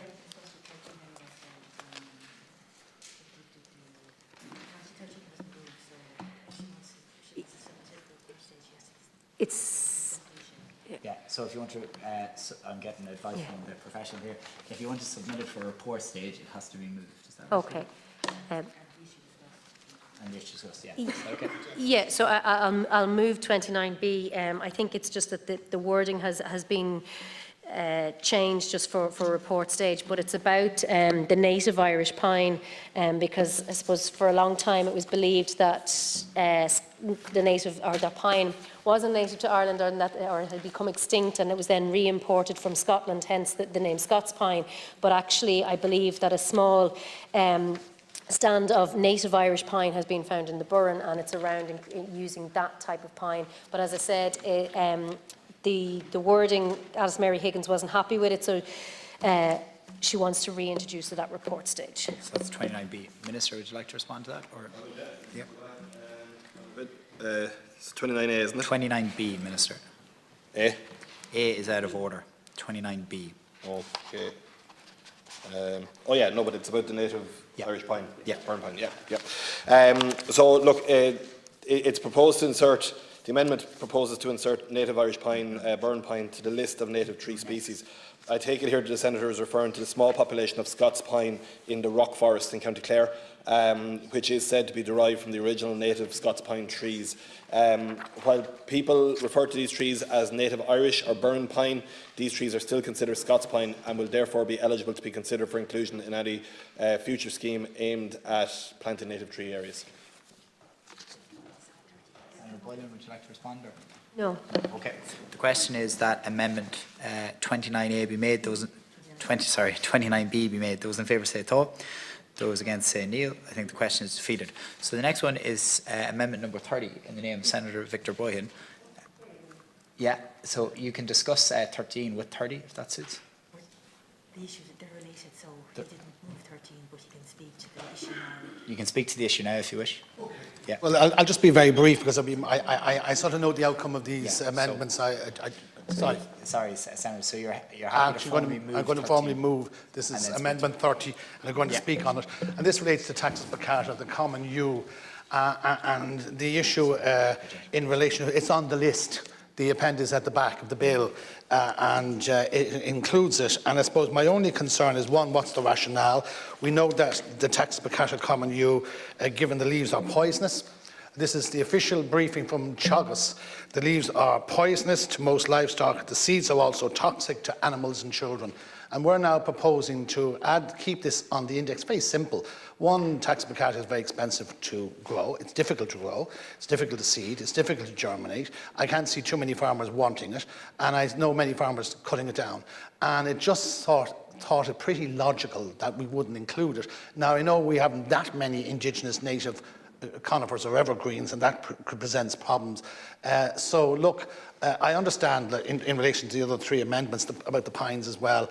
I had amendments, unfortunately I was out of the House, and I'm not going to talk about them now. I'll talk to them in relation to the section number 9 later. But just to say, I think this should be excluded. It doesn't make sense. If Teagasc are telling us, and everybody else is telling us, and all the experts know, and you'll be familiar with the Minister, I'm talking about taxes per capita, which is on the list, being proposed in this legislation, and you may look it up anywhere, the common U, and it says, given the leaves are poisonous to most livestock, the seeds are also toxic to the animals and children, and therefore the planting in relative native trees is going to present difficulties. I think it's pretty logical. They should not be included, but I'd be interested in the Minister's response. That's before I call the Minister. No, Minister. Thank you, Senator Boylan, for those points raised. Look, in relation to Amendment 13 and 30, the list of native tree species detailed in Section 2 of the schedules includes all native tree species, and for that reason also includes the species U. There are a small number of naturally occurring U forests in Ireland which are a protected habitat type. Therefore, the inclusion of the yew in any scheme will need to be carefully considered to ensure the integrity of the existing yew forests are not compromised. While yew can be poisonous, as the Senator has outlined, it is a native species and, if appropriately sited, has value to be included in the scheme. Individual yew trees are commonly associated with hazel and holly and are an important woodland type found mainly on shallow limestone soils. It will not be mandatory for any landowner to plant yew. Further consideration will be given to the inclusion of yew during the completion of the strategic environmental assessments, the findings of which will be incorporated into the scheme and associated qualifying criteria. Anyone else? Senator? Oh, sorry, Senator. Sorry. So, Minister, from that, it won't be mandatory, so you're not accepting the amendment, I take it? No. No, sorry, no, that's okay. Yeah, so for those reasons, I'm not accepting the amendment, but it won't be, because it won't be mandatory. Well, Minister, look, I'll accept. I don't necessarily agree, but look, I'm not going to fight about it or argue about it. I don't think it makes sense. It's against all the professional advice. You've read into the record yourself. You would now acknowledge that it is toxic to animals and it's toxic to children. And I think we shouldn't be encouraging it. And all I was suggesting is that it would be excluded from the list. I'm not against it. I mean, I have a yew hedge surrounding my own garden, and I love it, and it's a fantastic, very difficult and hard thing to grow well. But look, if that's your advice, if that's what the Department of Agriculture are telling the House, that that's to be encouraged, well, I can't really argue with it until an issue arises and we come back and we say, well, look, this is the advice the Minister and his officials gave us. Thanks. I think, Chair, if I could just say, look, this gets to the nub of how prescriptive you get in primary legislation, and this is about not tying our hands in terms of the strategic environmental assessment and that whole process there. Obviously, very serious consideration would have to be given to this. I'm familiar with them. I have one of my own land at home, which is in an old graveyard. That's where predominantly the individual ones tend to be. They were maybe put in place when people couldn't afford a headstone back in the day, unfortunately. But and I know the danger of them in relation to livestock. But the point is here that, look, that connection with the hazel and the holly, they just don't want to rule it out now and keep that option open. But it obviously will be given very serious consideration and will not be mandatory. Well, I was going to speak to it's Amendment 31 as well. Is that? We're going on to it next. But I can add to the stuff around the yew trees. I note with interest about the yew being protected habitat type. I was very fortunate to work in Reenadinna Wood in Killarney National Park, where the only native yew wood is in the country, and to be honest, it hasn't been very well protected by the state. In fact, as part of the Millennium scheme, they brought diggers in across the limestone pavement to put up a fence to keep the deer out, but managed to trap the deer inside the wood.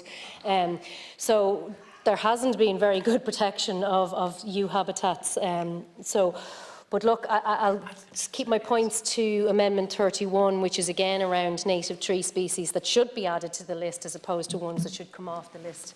Okay. Anyone else? No. The question is that amendment number 30 be made. Those in favour say aye. Those against say nil. I think the question is defeated. Amendment number 31 in the name of Senator Higgins. Senator Boylan will be moving it. Yeah. So, as I said, this amendment is seeking to do the opposite, I suppose, to what Senator Boyens was doing, which was to take off taxes picata, and this is seeking to add hawthorn and blackthorn to the list of native species which can be included in the areas. And we know that both those species are very, very good in terms of the benefits for biodiversity, including in terms of flowers. They flower early, they are a good source of food for pollinators, for foraging on such insects, and for those foraging on the berries then in the autumn they produce. But they also provide excellent cover for nesting and roosting and shelter. So I suppose the idea is to add those to the list, and I'd like to hear from the Minister why, if he's not going to accept this amendment, why you wouldn't accept incorporating those two species, which, as I said, come with exceptional biodiversity benefits. Minister. Oh, sorry, Senator Boylan. I'd just like to raise and support that proposal, because I think the Crataegus, the May bush, commonly known or whatever, and there are a number of different varieties and subspecies varieties of that. But I think it makes sense. On one hand, Minister, we're talking about not being prescriptive, and we're talking about rich biodiversity. And I know we don't want to be drilling down and over micromanaging the whole thing, but I think it makes abundant sense. And I'm somewhat surprised that they weren't on the list. Thanks. Minister. Thank you, and thanks, Senators, for their contributions there. Look, in relation to Amendment 31, which is, as you've outlined, which proposes that hawthorn and blackthorn are added to the list of native species specified in Schedule 2. The list of native trees specified in Section 2 of the schedule includes all native tree species. Both hawthorn and blackthorn are considered shrub species. Therefore, they have not been considered for inclusion in this scheme, along with other native tree species such as elder and spindle. However, it is important to note that since the introduction of agri-environmental schemes in 1994, the establishment of 6,605 kilometres of new hedgerows has been supported by the Department, where hawthorn and blackthorn are the dominant species.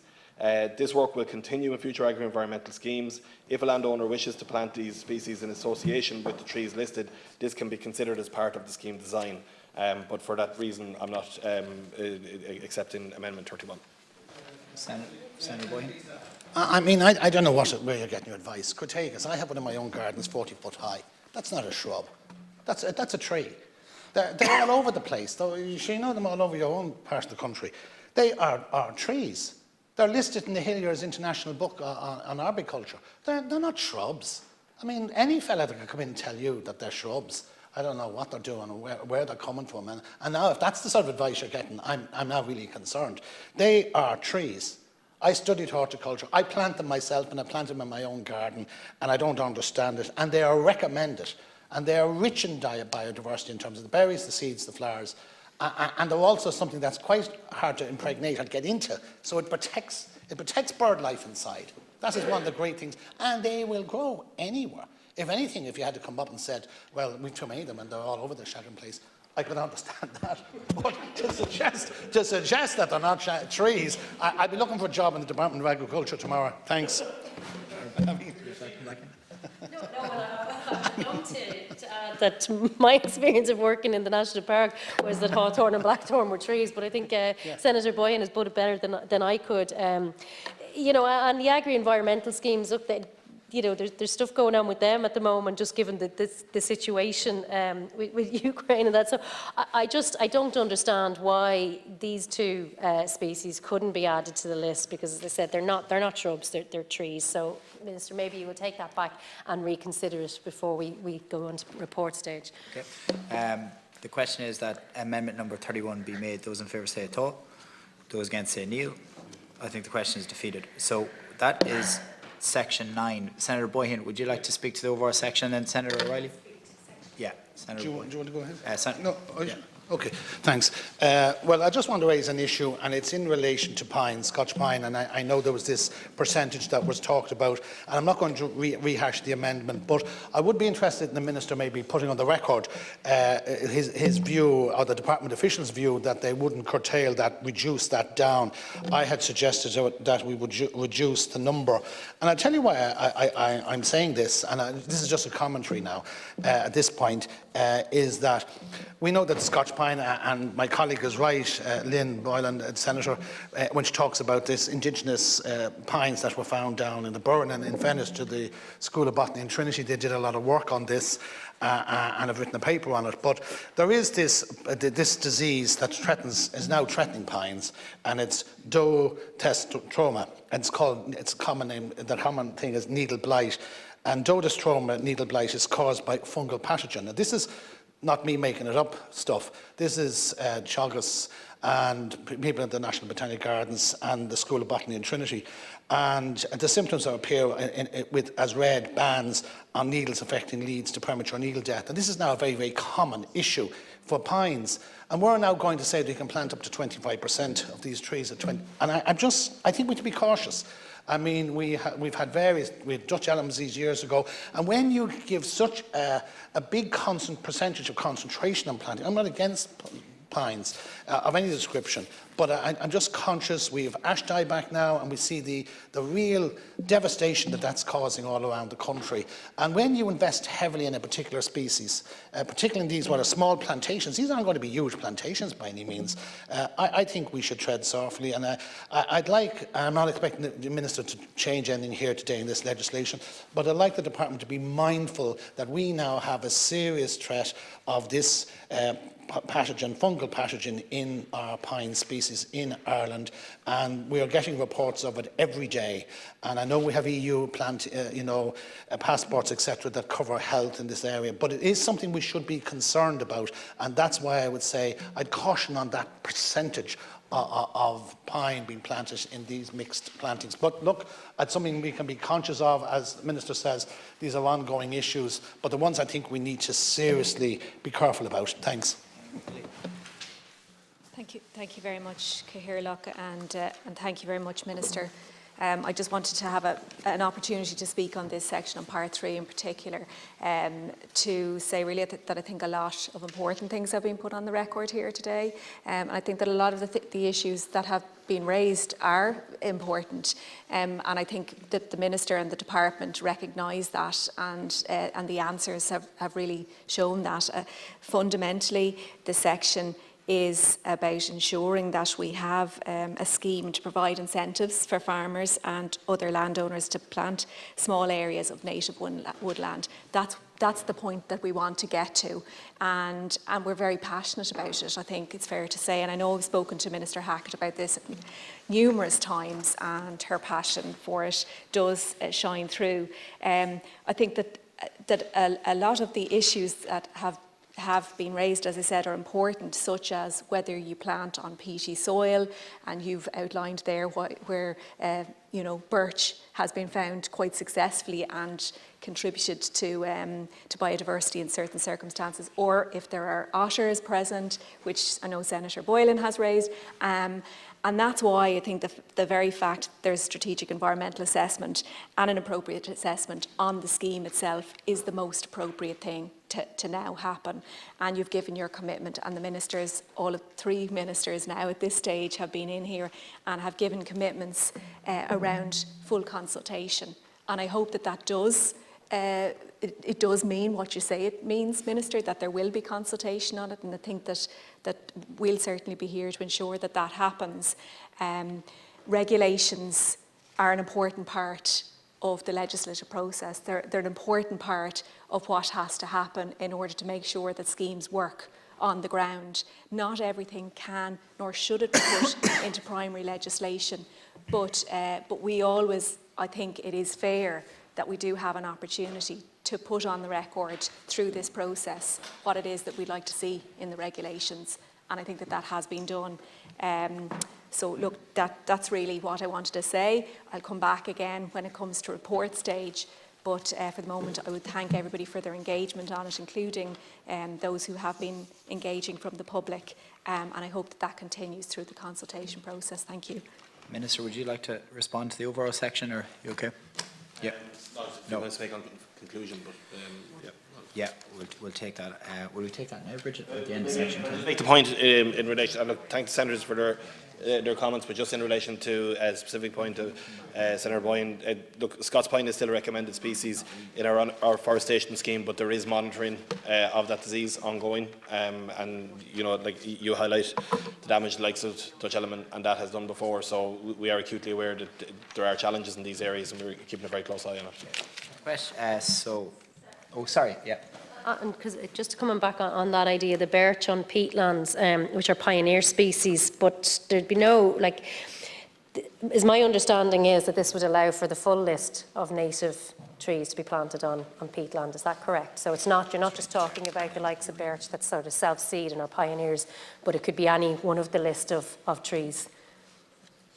Just on around the issue around the peatlands, I think it was Amendment 25, when you were saying that birch are found on peatlands and can provide biodiversity, but birch would be a pioneer species. So, I mean, they sort of self-seed, or they're carried in by birds, and they're generally scrub. But what we're allowing for here is, my understanding is to exempt the planting of any of the trees that are on that native tree species list. Is that correct? So that's where our concerns are around, not what would kind of happen in terms of a natural rewilding or a scrub building up, but it's deliberately planting any that are on that list on peatland. What amendment was that? The peatland one was number... Amendment 25 is my understanding. Because your assurance, sorry, Minister, was just that, birch grows on peatland. And yeah, but I mean, birch is a pioneer species, so it generally just comes in and self-seeds and forms sort of scrub. But what we're looking at here, I'm trying to protect against, is the deliberate planting of trees on peatland and those trees that are listed in that native tree species. So it's not just restricted to birch. Yeah, so look, full consideration, the response I have here is the full consideration of the types of soil to be afforested will be given during the strategic assessment and the appropriate assessment. And then it's about the land types for afforestation documents set out the potential eligibility of land for support under the scheme. My response here talks more about the suitability of the land. I'm not in terms of the individual species. The reference to birch was that as an example of naturally occurring on peat. So I'm not 100% sure if it's beyond that in terms. But look, I'll ask maybe for clarification of that with the Minister at the report stage. Thank you. The question is that Section 9 stand part of the bill. Is that agreed? Agreed. Section 10. Apologies, Senator. Yeah, and I had just indicated to previous Lascar here, look, in relation to Section 8, so the Minister might mention briefly what's the consequences for the marts in relation to the licensing under Section 8 for the holding of cattle prior on the day before or the day after a mart sale. It's in Section 8. In Section 9, Minister, I'd just like to say that could it be possible that when a person applies for planning permission for forestry, that everything would be dealt with, the sowing of the trees, the planning application, the sowing of the trees, the roads work, the harvesting of the forestry and so forth, that it would all be done in the one application, because it's very cumbersome for somebody now who applies for planning application for forestation. They have a lot of licences to go through, and this should be able to be done in one pass. We'll save the planning permission, the licence to construct the roads, the licence to construct the felling of the trees and so forth. So I would think that it should be streamlined into one pass. Thank you. Senator, do you want to respond, Minister? Yeah, look, I'll bring those points back to Minister Hackett in terms of the licence and element. Just in relation to Section 8 in your original point, it's an amendment to the Schedule 3 of the Act of 2013, and the Department seeks to licence marts by way of secondary legislation for the purpose of ensuring the health and welfare of animals present in marts. And a further obligation on them in relation to applying for licences, it costs more money and so forth, will it, in relation to the licensing laws. So that will come through. I don't have more details on that here, but maybe it can be revisited again at report stage. Yeah, but we're passing something in the dark as well.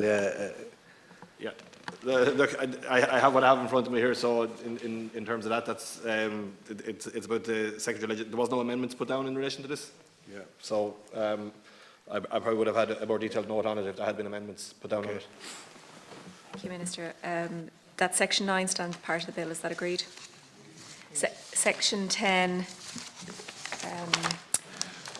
Amendment 32, in the names of Boylan, Gavin, O'Donnell and Warfield is ruled out of order. 32A, Senator Lombard is ruled out of order. 32B, Lombard, Crowe and Casey is ruled out of order. 32C, in the names of Senator Burke and Lombard, ruled out of order. Amendment 32D in the names of Senator Crowe and Casey ruled out of order. Amendment 32E in the names of Crowe and Casey ruled out of order. The question is that Section 10 now stand part of the bill. Is that agreed? Agreed. Thank you.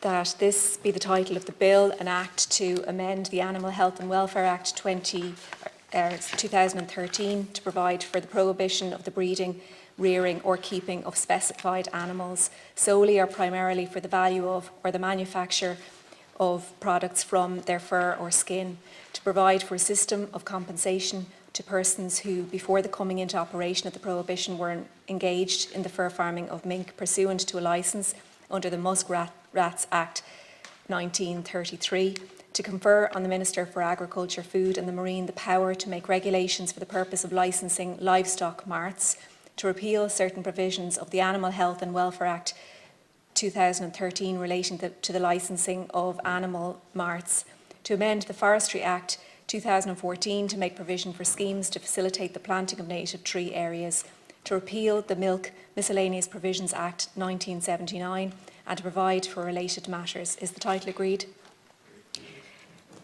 The bill is now reported without amendment. I understand the Minister would you like to say a few words, Minister? Cathaoirleach to say, look, a detailed view of the provisions of the bill has been discussed both here and in previous days. And the legislation, as we know, will firstly prohibit fur farming in Ireland.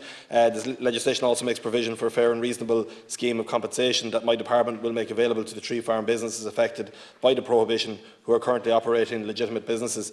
The forestry provisions introduced a limited exemption from a licence around small-scale tree planting, which takes place as part of a scheme, can help to contribute to Ireland's targets in relation to a wide range of environmental priorities, particularly climate change, biodiversity and water quality. It will re-engage landowners with afforestation and enhance our ability to achieve the commitments set out in the programme for government and the Climate Action Plan. I'd just very much like to thank senators for their engagement, not just here this evening. I know there has been a lot of detailed engagement at this committee stage before I was here this evening, and to reassure you that the sentiment behind the points, we mightn't have agreed on every amendment or every point, but the sentiment behind and the bona fides that you have in representing those concerns on both elements, major elements of this bill, I will take back to my department, to my ministerial colleagues, and I thank you for your detailed engagement and your very informed engagement on the items there this evening. Thank you, Minister Hayden. Acting Leader, when is it proposed to take the next stage? Thursday. Thank you. Next Thursday. Is that agreed? And when is it proposed to sit again? Is that tomorrow at 10:30? 10:30. 10:30. Is that agreed? The House now stands adjourned until 10:30 a.m. tomorrow. Thank you.